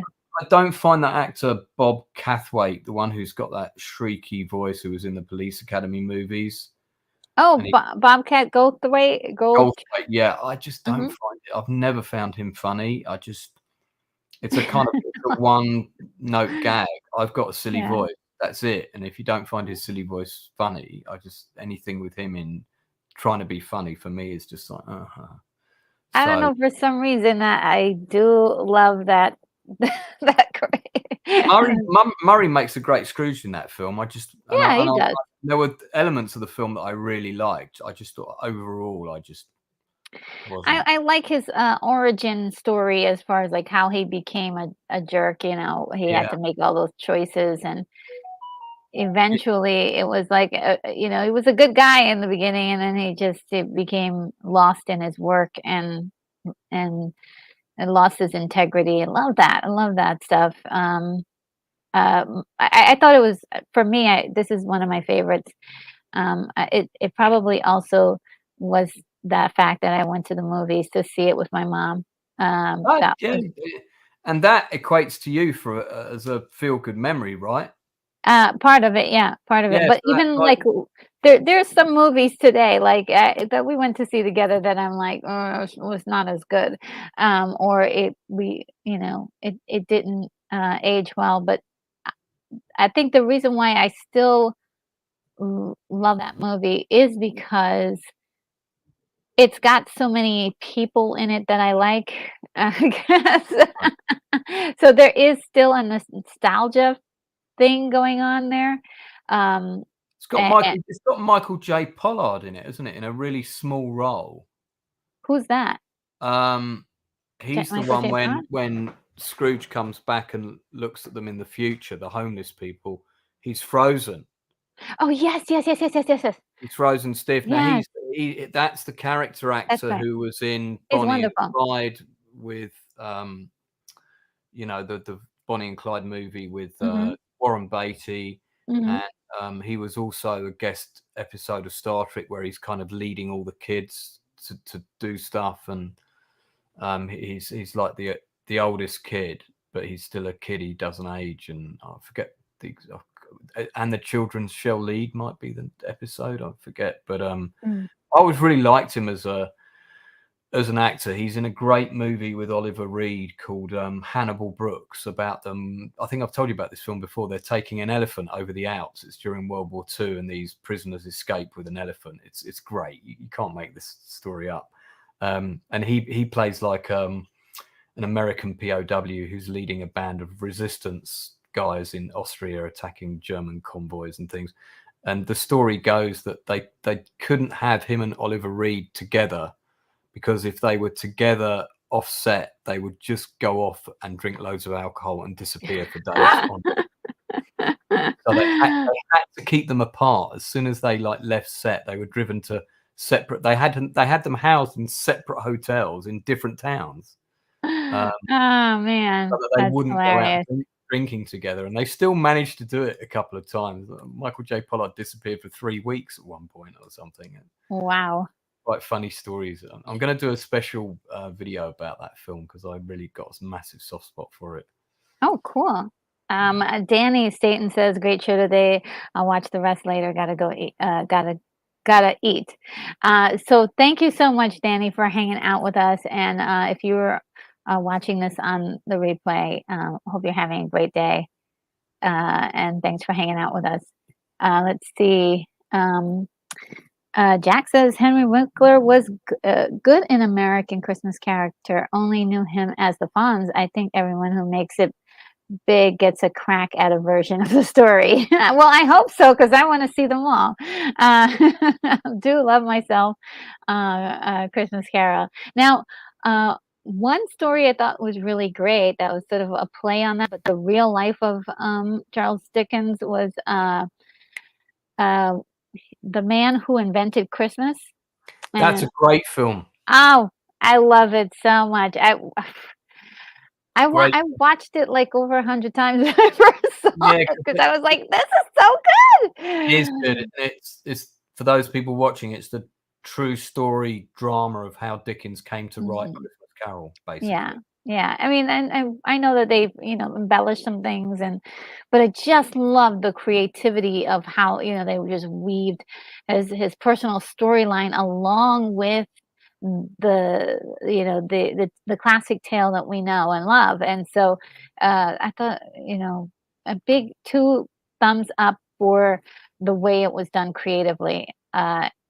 Just incredible, and, Plummer is just incredible in that story. He's is just being extra amazing playing Scrooge, so, uh, definitely love it. By the way, the internet is going absolutely nuts over the South Park episode. Just so you know, Oh boy, okay. everywhere on Twitter. I think Friday Night Tights are talking about it right now, and Oh, Lord. I'm just seeing it all over the place. I'm not surprised because I think it says a lot of things that people have wanted to say but can't. If you haven't seen it, people definitely want to check that out. You're definitely going to laugh. That's Cool. that much I can promise you. Sean Ennis says, I did wait until I was 25 before watching Citizen Kane, but I was saving that. And when I did see it, it was 70 millimeter print and in the Cinema Dome in LA. It was awesome. Really? You saw this in the cinema? What? Citizen That's Kane. amazing. That's Yeah. amazing. Yeah. That's the. Yeah, I've been to that cinema. I'm trying to Oh, remember. really? Yeah, I'm trying to remember which film I saw in it. This was in Los Angeles in 2004. Anyway, but yeah, that's the one that Quentin Tarantino actually went out of his way to keep that cinema going. I think it's still open. And he one of the ways he kept that cinema going was he had the LA premieres of his films all took place at the Dome. Oh, that's nice. Got a really big screen. I mean, yeah, I saw a film on a 70 mil print there. I'm trying to remember which movie it was. Yeah, that's around that time when there's a lot of things I can't remember, but it's a great cinema. That must have been amazing seeing it. I've seen Yes. Citizen Kane in the cinema, but it wasn't a 70 mil print. I've never seen it in the cinema. If the opportunity comes, I will definitely take it. I remember seeing it, I think it was probably just on TV one, uh, weekend, and it blew my mind. I was like, "What is this? Wow." I heard, even as a child, had heard that Sinister Kane was, like, the best movie ever made, Mm. uh, a and I was just like, "Okay, we'll see about that." And I watched it, and Yeah, I was like, we got "Wow, this is we really good." we got told that at art college. It was like we were all these, young sort of filmmakers wanting to make the next kind of Star Wars or Ben-Hur or whatever. And our tutors were all like, Citizen Kane. Citizen Kane is. So we were all like, the first time I saw it, we were all forced to watch it. And it started off with 30 students in the cinema screening room. By the time the film finished, there was only about 5 left. Oh, 'Cause wow, I can imagine. everybody was doing this kind of like shuffling to the back, and And then leaving. that, and it sort of became like this great escape. It was like somebody would tap you on the shoulder, we're going, and and that the door was really heavy at the back, so people were doing all kinds of things to soften the door so the tutor wouldn't hear you leaving. And but I couldn't appreciate it then. I was like 19, and it was a long, slow black and white film, and I was still very young in my kind of cinema journey. Yeah. I can really appreciate how good it is now. Yeah, I didn't really start when I watched it, but, I guess, like, the reason why I heard that, and when I saw I was really small, I think I was, like, just, like, a teenager, um, like, right out of the tweens, and so it was more like watching TMC and them saying over them, they were making a big fuss over it, and I was like, "Oh, okay, let's see this. Let's see what they're talking about." And, turns out, they were actually right about it, and I was like, "Oh, this is good." Um, and it kept my attention, and I was just a kid. Bunzo says, "I remember going on a field trip from school, to see Annie when I was a wee lad." Oh, that sounds so cool. I love those little things when the schools and used to get together and do things to make kids, have experiences outside of the school. We had a Um, screening of Bugsy Malone. You seen Bugsy Malone with the splurge guns and dun, dun, dun, dun. uh, You not seen that? It's a well, musical. Well, it's another musical. maybe I have. I was in it. I was in it when I was a kid. Not the movie, but I got lots of friends in the movie. Uh, Okay, yeah, uh, not I may not have. I'm not not sure if I have. it's one of Jodie Foster's first ever I may have role. seen it. It's probably if I see it, I'm like, oh yeah, I've seen it before. But yeah, because if I say the word splurge gun, No, it's like the guns that fire cream, and that's how people are killed in the film. So it's like a gangster film with where the violence is cream. Hang on, look, I'll show you here because this is the sound's off and everything, so you won't get ratio. This is the trailer on IMDb. So this is when people get shot, and Jodie Foster plays like the wench of one of the lead gangsters. Oh, okay. Yeah, that's Bugsy Malone. It's one of her first acting roles, but it was all shot at Pinewood in England, but with predominantly an American cast. Okay. Or some American cast and some British doing American accents. Yeah, great film. And Michael Dolenz from the Monkees, Mickey Dolenz from the Monkees, directed the stage production that I was an understudy for. Okay. In the West End. And cool. I came in right towards the end, and it got cancelled. The show got pulled, and I never got to go on. I was so gutted. So that was a real shame.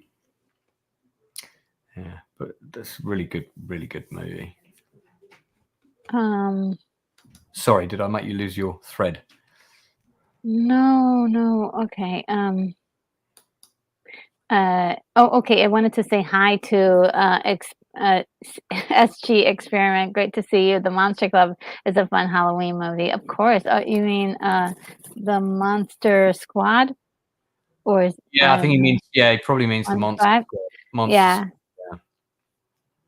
yeah. That is a good film. That's a fun film. Texas.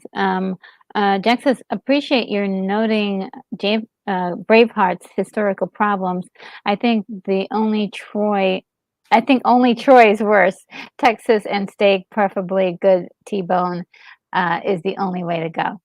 Yeah. I mean, a lot of these movies, historical accuracy is definitely not a priority. It's just the spectacle that they're really after. It's not really.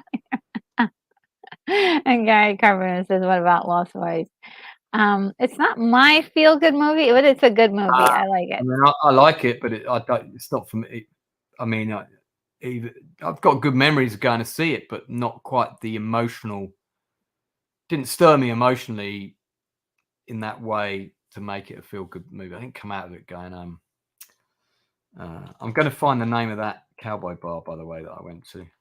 And William Blake Hall says, "Okay, let's get this out of the way. It's nearly inevitable. Raiders of the Lost Ark, of course. It does have its moments of being a little bit serious, but it does end on a high note, and it's incredibly entertaining. It's one of the most close to perfect movies out there. In spite of it being done, 1982, with 81 or 82. It's pretty much almost a perfect movie. There's just maybe a few moments where things are messed up or goofs or thing, but it's story-wise, it's so good. You just ignore all that other minutia, just pay attention to the story. And Gary also mentions The Last Crusade, which was also very, very good. Yeah, good film. Yeah. My second favorite Indiana Jones film. Oh, yeah. Is it my second? Or I think that's my third. I think that's my third. I do have a guilty pleasure for Doom, Temple of Doom. I don't think Temple of Doom's a guilty pleasure. It's, I mean, some people really love it because it's the darkest of all of the. You think it's dark? I think it's I didn't say it's dark. Well, no, you're right. You're right. It's the darkest of the three. Yeah. There's only 3 Indiana Jones films. Everybody knows there's only 3 Indiana Jones. I will not argue with that, but I will not argue with you.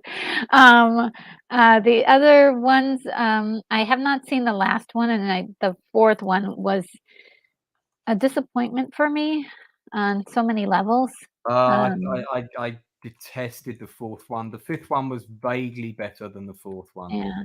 I mean, when you have an actress like Kate Blanchett, there's so much that she can do, and she was so limited by this role. It really made me sick just seeing that, and also Yeah.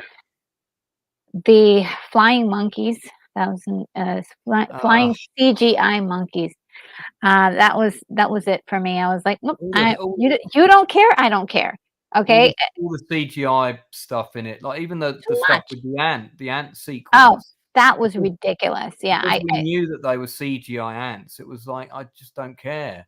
Um, so, yeah, that was just too much. Sorry that we went on a rant there. my my my But my that good friend Mark Simonich, who I stayed with in Texas, has kindly just told me the name of the cowboy bar that I went to. It was Southern Junction. I've just put the link in the chat. And so that's a yeah. great name in it, Southern Junction for a Oh, cowboy bar. And oh, so okay, so that's the place that you went to. that's the place that I went to. And Mark Simonich designed about 6 of the board games on my shelf behind me. And Cool. it was a really good, really dear friend of mine, actually. And I was, that trip was very difficult, as you know, and he kind of looked after me. Oh, For a number of, I had to come to his house about a week and a half early, and he was very kind about that. He could have been, a lot meaner about it, and he was very kind about it, and took me out to all kinds of places. Took me out to like lots of little towns in Texas, so I could see like old, small, kind of almost old, small cowboy towns and mhm. things like that. Saw some great stuff out there. Anyway, back to Feel Good. Well, Kate A says that Dave Sundstrom for Super Chats plays Lawrence Welk and the crew singing. Thank you very much. Yes, yes, yes. And yeah, I think it's like one of his shows that they did a huge, wonderful performance of it. Do love that when it comes on his channel. And uh, let's see. Um, Some And people. Jack says, I only use Christmas to keep the letter count below 200. That and Wave to Futurama's Christmas shows. Uh, I love Futurama. yeah, Love. me too. It's a great show. I don't see it enough, and I haven't seen the Christmas shows, so I really should see them. Yeah, Um, I haven't. I saw. I've got seasons 1 and 2 physical media, the box sets. mhm. I don't think. And then I've seen a number of. They did like some movies where they kind of like were Yes. featured. There's like 2 or 3 Futurama movies that they did after the show ended, but I don't think I've seen all of the final season. But it's a brilliant show. It's so funny. It Yeah, doesn't it's surprise me really that it didn't quite have the shelf life that The Simpsons had, but yeah, I think the number of seasons they did was enough. I think it was good.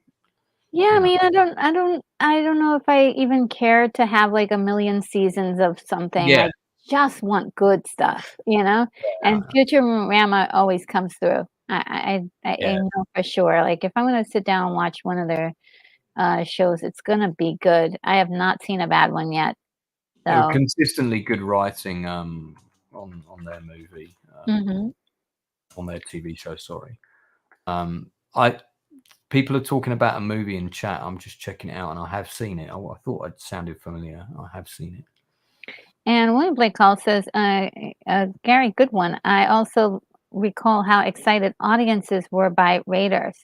Yeah, it was so brand new, and I remember seeing the posters all around New York City, and then when my mom took me to see it in the theater, I was just like, "What was that I just saw?" We loved it, and it was just wonderful. It's definitely a favorite in my family. And Lisa Fields is here. Hello. Says, hi, Retro Nerd Girl. Hey, everyone. So good to see you, Lisa. Hi, And Lisa. Sean Ennis says, oh, go ahead. Are you No. This is. I've got something queued up for when oh, when it oh, comes up. You're going to read out about it. I'm okay. doing your admin for you. Remember, I said I'd do that. You're amazing. Thank you. And Sean Ennis says, Nicholas Nickleby has also been presented an all day 8-hour play. I love that. Yeah, Really? yeah, I think I heard about that. Wow. I didn't I'm a know. theatre director. I've heard that they did a 24-hour play in London one time. William Blake says, I love Kane, but I'm not sure how it leaves me feeling, that's all. Yeah, definitely, Citizen Kane, I don't call it a feel-good movie at all, it's just a Isn't it? great movie. It's more a warning of sort of how not to live your life. You know, Yeah. don't live your life feeling bitter and regret, and Mhm.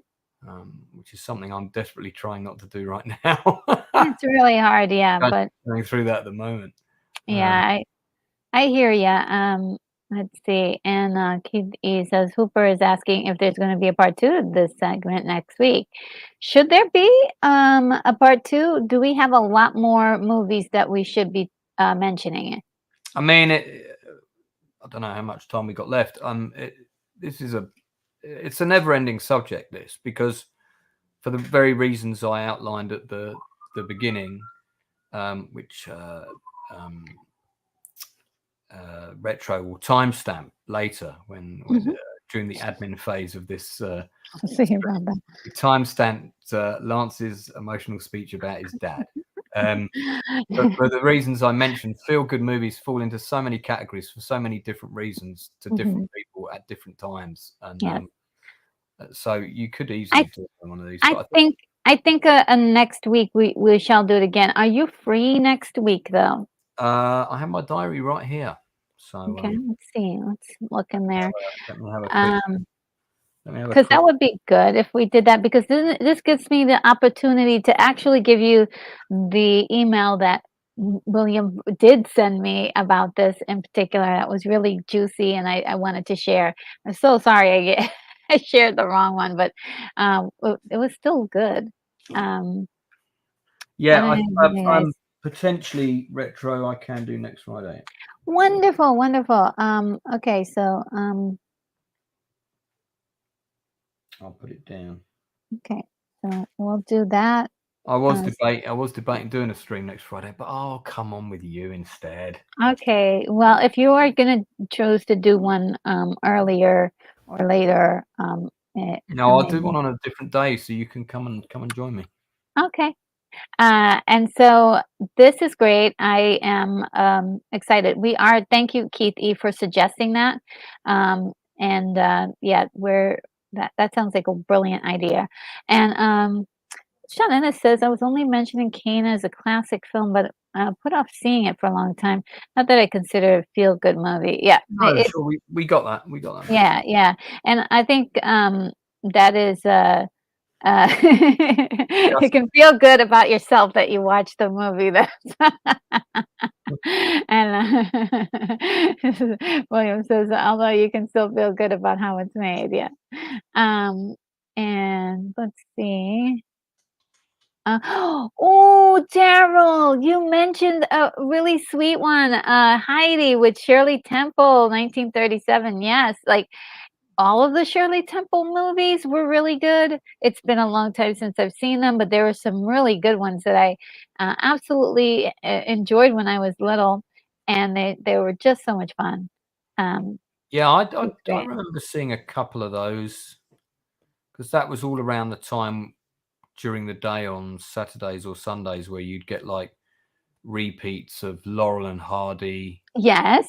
Harold Lloyd, and who was the other guy? There was another guy, and it was that great film with Laurel and Hardy where they're constantly all getting in the car and something keeps going wrong, and the car doesn't start, Hmm. and yeah, so that the Shirley Temple movies that I saw were repeated in that same era. It was like Hmm. all the early talking black and white films all got Yes. repeated on Sunday The afternoons. 30s. Yeah.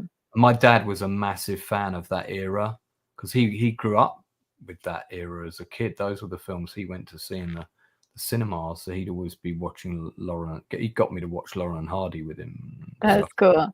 No, it was nice.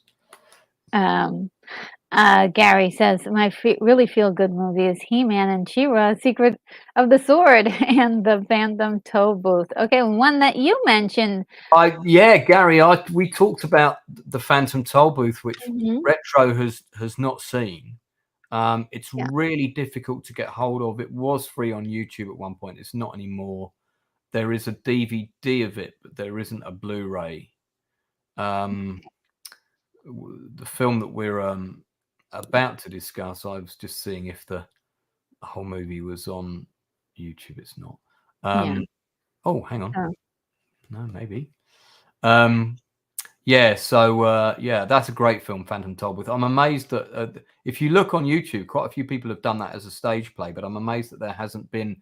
That's a perfect film for Tim Burton to make as a live action, Oh. right up his street. It's all, the world is very quirky, and I'm amazed that Tim Burton has not made that as a movie. All Um, right. yeah. And Lisa Field says, I like the Heidi. It's a feel good movie. And William Blake Hall says, glad to see Phantom Tollbooth having a fan. I like it. Um, and Sean Enna says, an oddly optimistic movie is Seven. Is it? In the beginning, Morgan character, Freeman's character is lost and dreading his work, looking for oblivion. At the end, he puts off retiring and has purpose again. Oh, interesting. Yeah.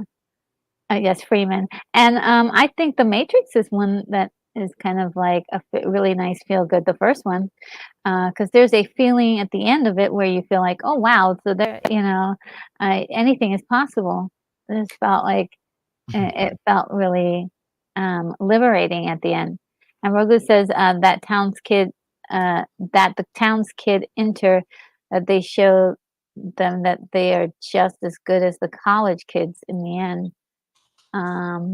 Which movie is this again? Right. So this is now this is exactly the one that I was talking about. But hang on, I'm sharing the wrong screen at the minute. So in fact, I'm sharing Okay. our screen. Don't put it up. Right. You want this picture? Yeah. There we go. So if you pop that up, this is Breaking Away. Oh, So okay. Breaking Away. about the town kids who enter a bike racing competition to prove that they're as good as the the college kids. I've Mhm. got the link for the whole movie. I just found it. Now, if you look at this picture, hard to believe that's Dennis Quaid on the left, Mhm. and then you've got Daniel Stern from City Slickers next to him with Mhm. bushy hair. He's now a director, and of course he was the key producer behind that show, The Wonder Years. Jack Earl Haley, who's down on the bottom right, a lot of people will remember him for the creepy role that he played on X-Files, but he was also the little feral kid in Damnation Alley, which Oh is wow. a favorite of mine. I think I you haven't like. seen it. I haven't seen it in a long time, but yeah, I saw that in the movie theater and it freaked me out as a kid. Yeah, yeah, There's, God, there's with the blood sucking, no, no, no, yeah, those don't bugs. mention it. Yeah, don't Don't mention mention it. it. Don't mention it. So I'm triggering Retro's nightmare. Yes. Sorry. Yeah, and you've got Dennis Christopher, who's an actor that I recognise, but I mean, look how young they are here. I have a vague recollection of this film, but it sounds like this is exactly the sort of feel-good movie that I loved as a kid. Now, Mhm. while we're talking about this, there is a film that I have never been able to find. Right, it was a made-for-TV movie. I have done endless searches for it, and I absolutely loved it. And please allow me to tell the story quickly, because I would love to know if anybody in chat knows which movie this is. Okay. It may have had a title called Last Mile to Glory, something like that. It was about two kids at college. One was black and one was white, and I think they were part of a relay team in athletics. And there was also a love story with the kid was with a blonde girl who went to the college. Now, at some point, so he was training to be this really great athlete, and at some point, it's when he's crossing the road to talk to the girl, or he's just No. gets hit by a car. He's in hospital for a while, but in the end, he manages to get back on the team. There's the big race at the end. Spoiler alert, but look, it's a really old film. And then he starts limping, but he does enough so that his black teammate actually wins for them, and they think that he's been advised not to run again, because if this thing pops out of his leg, he won't be able to walk again. But he says it's when he comes off the track, it's just a stitch, or it's just cramp. His leg's fine. I can't remember the exact name, but that Last Mile to Glory or something like that. I'd just love to know what film that was, because I saw that film as a kid and I absolutely loved it because I was on the athletics team. I was a runner. Okay. So it really spoke to me, and I was like, oh yeah, and you know, he kind of got the girl and all this kind of thing, which, you know, romantic that I was like, but this is a similar kind of movie made in the same era, uh, Okay. and I do remember seeing Breaking Away. You know, I really want to go back and watch this film now because I'm curious to see these actors, what their level of performance is like when they were that young. Oh, sure. Yeah. So yeah, so this is definitely a film I want to go back and watch. There's some other stills here. I mean, they are really, really young here. Yeah. But I can tell I've seen this film because when I'm looking at the images, I recognize moments. You know, that it's obviously I watched it a very, very long time ago. But everybody trying to steal those cars always appeared in films of this era. Oh, yeah. That's Yeah. right. Yeah, Breaking Away looks like a good movie. But if anybody recognizes that storyline of that running film, Hmm. again, I think it came out late 70s, definitely no later than 82. I Okay. saw it one Sunday afternoon in the UK. So yeah, we'll keep an eye out for that. I'm gonna go through and kind of breeze through a lot of these really quickly. So Go for it.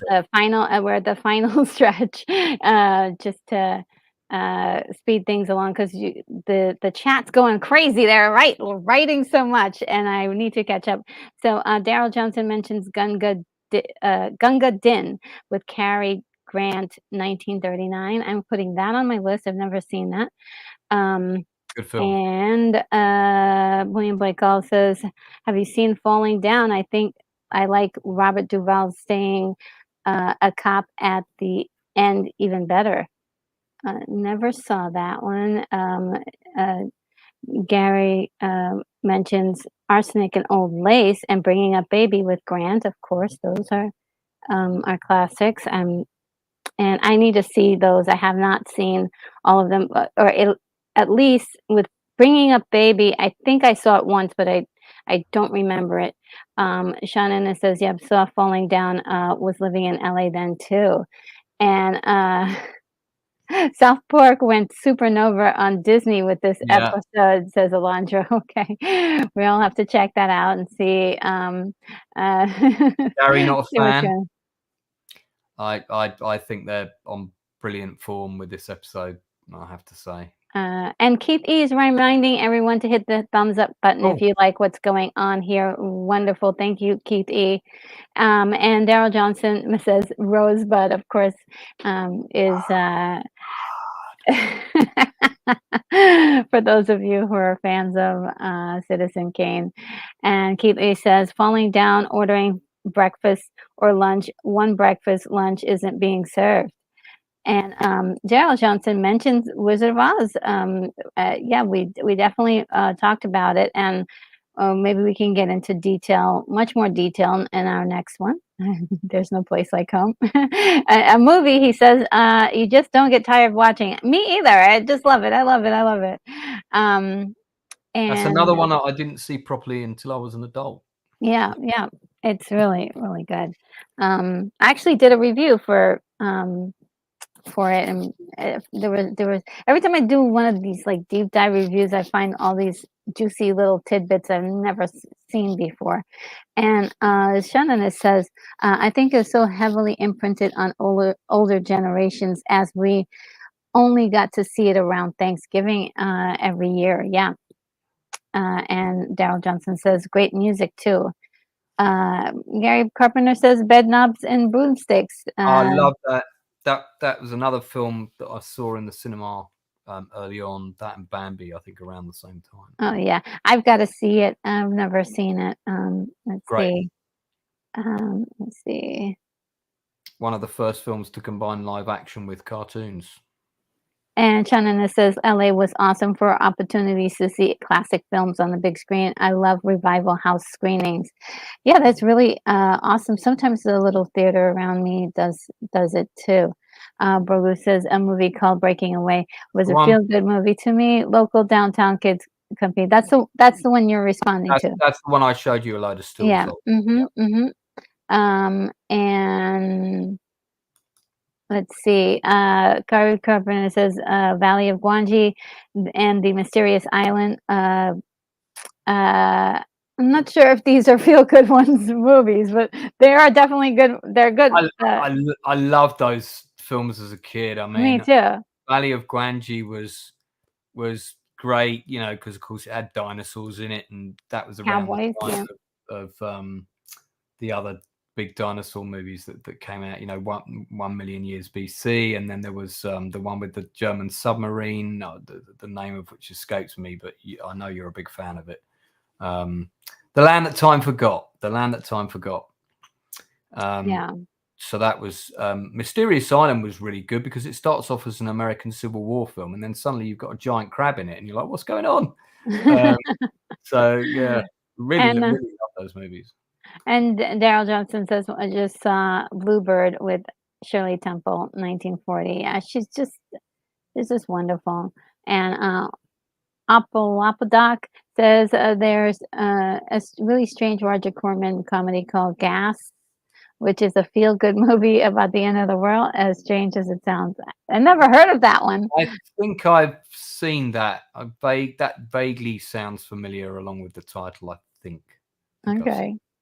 And William Blake Hall says this is a subject where it's very easy to get bogged down. Yeah, we could stand to do with a second chapter of this. Retro, my email was called Shawshank Station Station Zebra. Zebra. Okay, yes, thank you so much. I will, again, I apologize for picking out the wrong one, but next week we shall have the correct one. Yeah, maybe And at the beginning of next week. yes, and Gary Carpenter says, I've been wanting to watch Oliver Twist. Yeah, I'm not so sure that's a feel good one. Well, does it? Yeah, eventually at the end, right? Oliver the Musical is definitely a feel good film, and that's the first movie I ever saw in the cinema.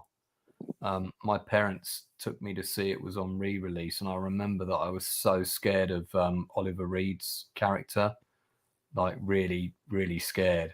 That was good. That saw that. Wow, it's been a while since I've seen it. I have definitely seen it, but it's been a while. Good film. Let's see. And Brian McMahon is here. Says hi from Ireland. Has anyone mentioned Local Hero yet? No, no one's mentioned Local Hero. Great to see you, Brian. That's a great little independent British film about a guy who comes to a small town on behalf of big business. You know, if the business comes to that town, it's going to change the countryside and ruin it and stuff. And I'm paraphrasing the plot a little bit here because Brian, it's been a long time since I've seen that film. It's a very good movie, and of course he falls in love with the town and ends up not wanting the business to come in and take it all over. So de facto becomes the local hero. So it's a lovely little film and really nice. Oh, it sounds like a Hallmark movie. That's a little bit better. Oh my God, Daryl, I love that film. A lot of people do, yeah.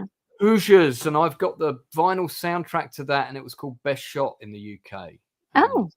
Yeah, I might dig that out while you're carrying on, see if I can find it. William Blake Hall says, I liked Hero, but I found it rather sluggish. And let's see. And Keith E says, does BBC show commercials during them? No, they're not allowed to on the BBC. Okay. They have integrity. William Blake Hall says, yes, another Martin turns Dirk Benedict into a snake, and Heather Menzies is horrified. Oh, Strother Martin. The vinyl soundtrack to Hoosiers, which was released in the UK as Best Shot, and it's an amazing soundtrack. And when you first asked me to do this stream, do you remember straight away a film popped into my head, and I said, "Oh, I must mention that movie that I saw in America in '88, and that's this one, Stealing Home, with Jodie Foster and Mark Harmon. I found this film really, really, really moving, and it's a film that really got success on video later. It didn't do so well on cinema release, but Mark Harmon, who's the lead in it, he says more people talk to him about this film than any other film in his career when people come up to him on the street. And Oh, wow. yeah, I highly recommend it if you haven't seen it. A lot of people haven't. I think it's a feel-good movie. It's very moving in places. Yeah, you might cry a few little places. Okay. Gary Carpenter says another couple of movies I really like is Paleface and Son of Paleface. Both have Bob Hope and Jane Russell.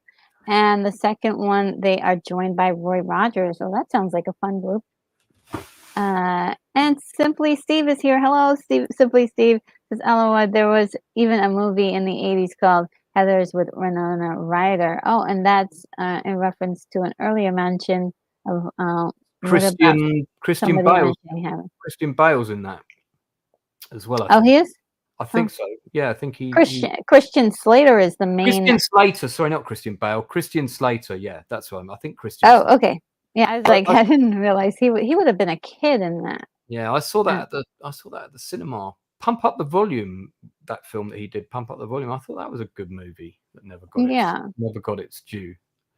William Blake Hall says he liked the Heather played by Lizane Folk from the movie Heathers, and that is not a feel good movie unless you're a psychotic person. Jack says, has anyone mentioned Jill Wilder in the Willy Wonka film? Yeah, I was saving that one for next week. We gotta save something for next week. I gave Retro a list of mine, and Wonka was on my list. So yeah. Yeah, Wonka is definitely on. We're gonna go into detail about that and Charlie and the Chocolate Factory. I know that some people really like that movie, and I do too. It's not. I separate it from the original Wonka film in my mind. I understand what was going on in that one, but it was like a different thing. I'm not a fan of that film. I heard, a lot of people don't like that movie. And Simply Steve says, bringing a baby had a cheetah as a pet. Yes, I do remember that. Yeah, so I know I saw that movie. I just need to see it one more time. And William Blake Hall says, excellent call. Baby is fun.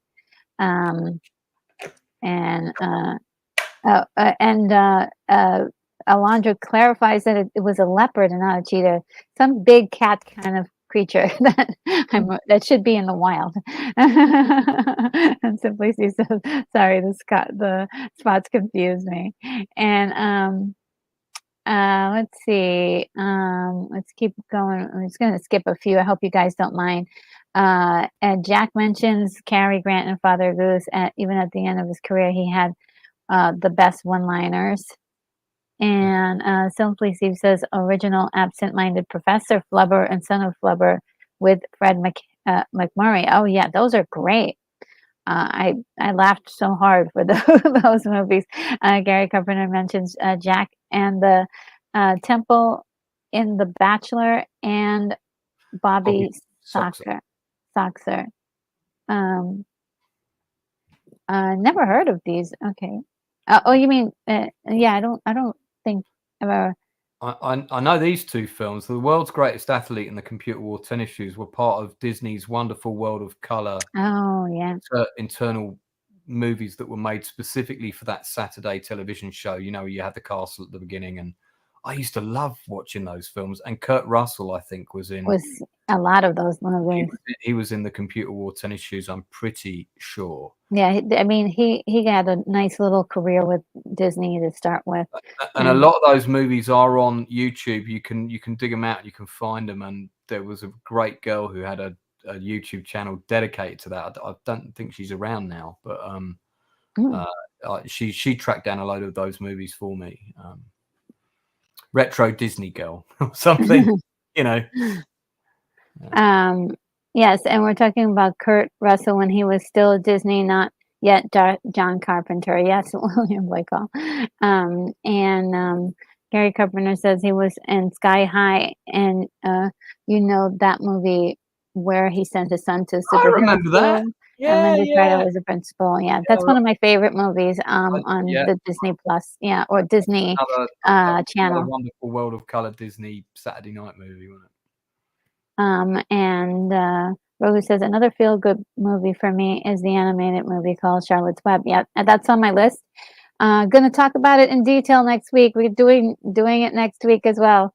And Gary Carpenter is supporting that, and so did William Blake Hall. And Kitty says my parents would let me get up by myself at 3 o'clock in the morning, and when I was 8 or 9 or 10, and watched Bob Hope movies. Oh, how sweet! What a nice memory.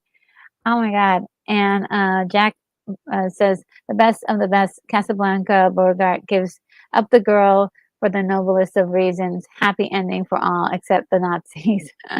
That's a movie that I need to sit down and watch now as a kind of adult film critic, as Yeah.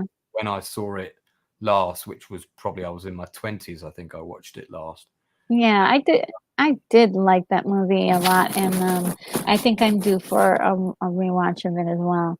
And yes, William Blake Hall supports that.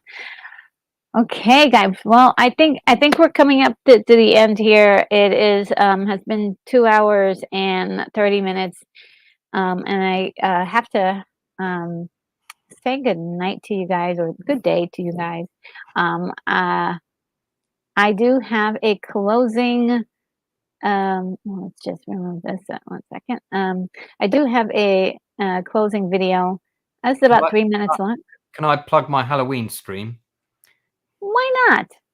So on Halloween, the 31st of October, for anyone who's unaware of the date, and I'm sure everyone's aware, I'm doing a special stream on The Thing. So that's next Tuesday, Next Tuesday. starting 9 o'clock GMT. Any of my fellow YouTubers who are not doing anything are welcome to jump on it. So Retro, if you're not busy, come on it. And even if The Thing is not your kind of, you're a fan of The Thing from Another World. That I do Yes, know. I do. I do love that movie. I actually have to screen that movie. So Yeah, and well, we'll we're going to watch talk about that as well. So if you do want to pop on, that'd be great because I know you know that film probably a lot better than I do. And I've got one of my friends from Gary Bolter, an actor from Australia, is coming on the stream with me. There might be a couple of others.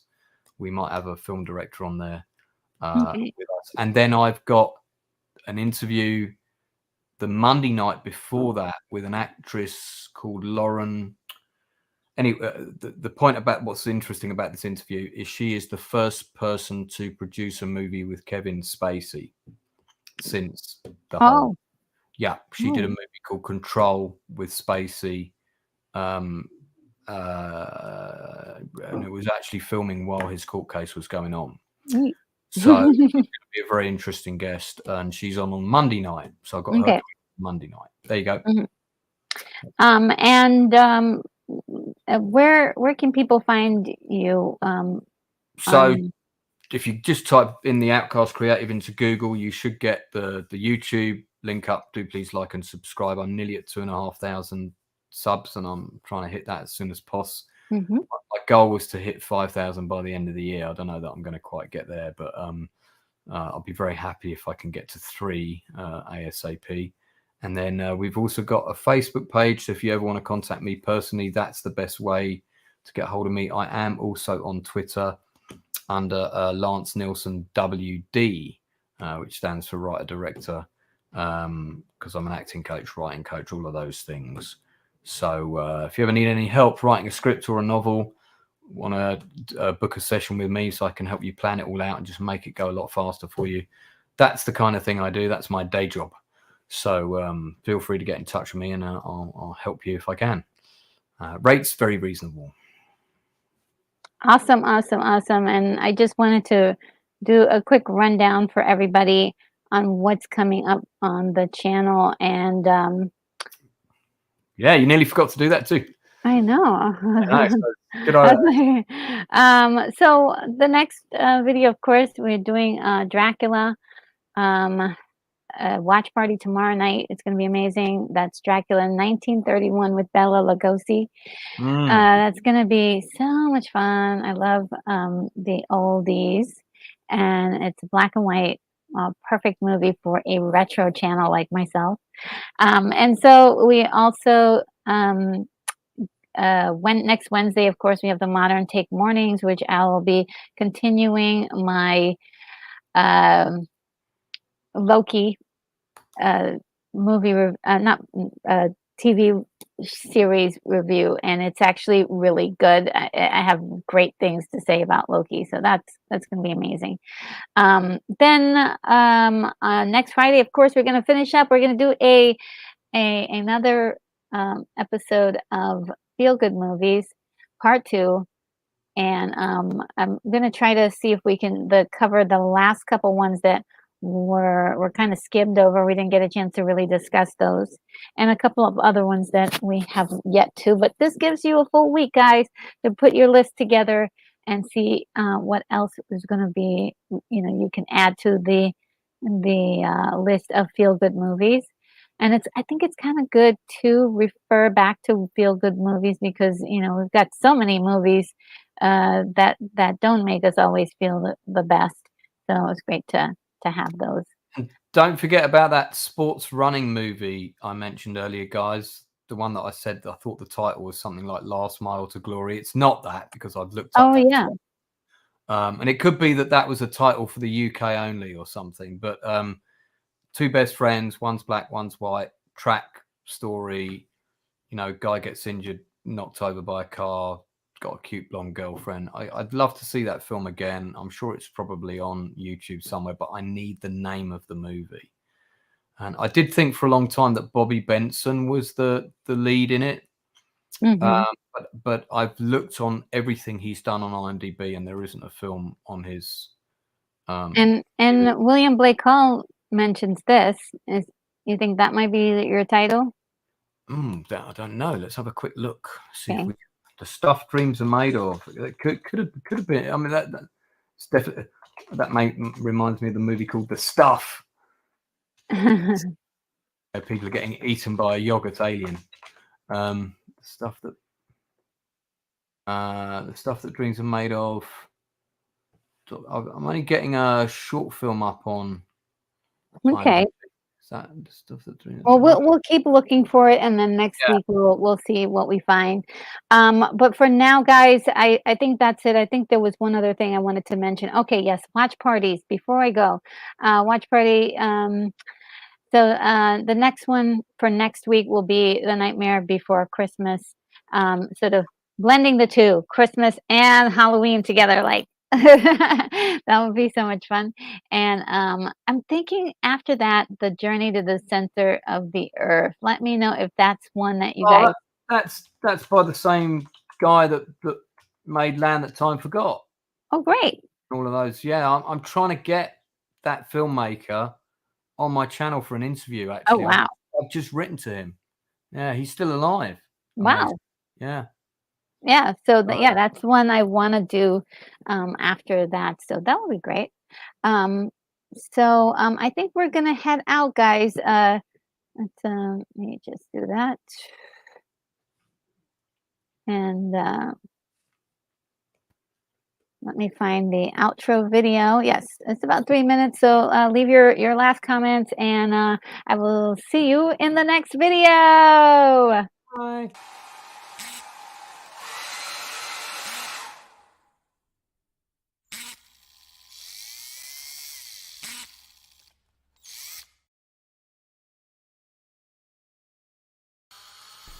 Retro Nerd Girl, you are clear for takeoff.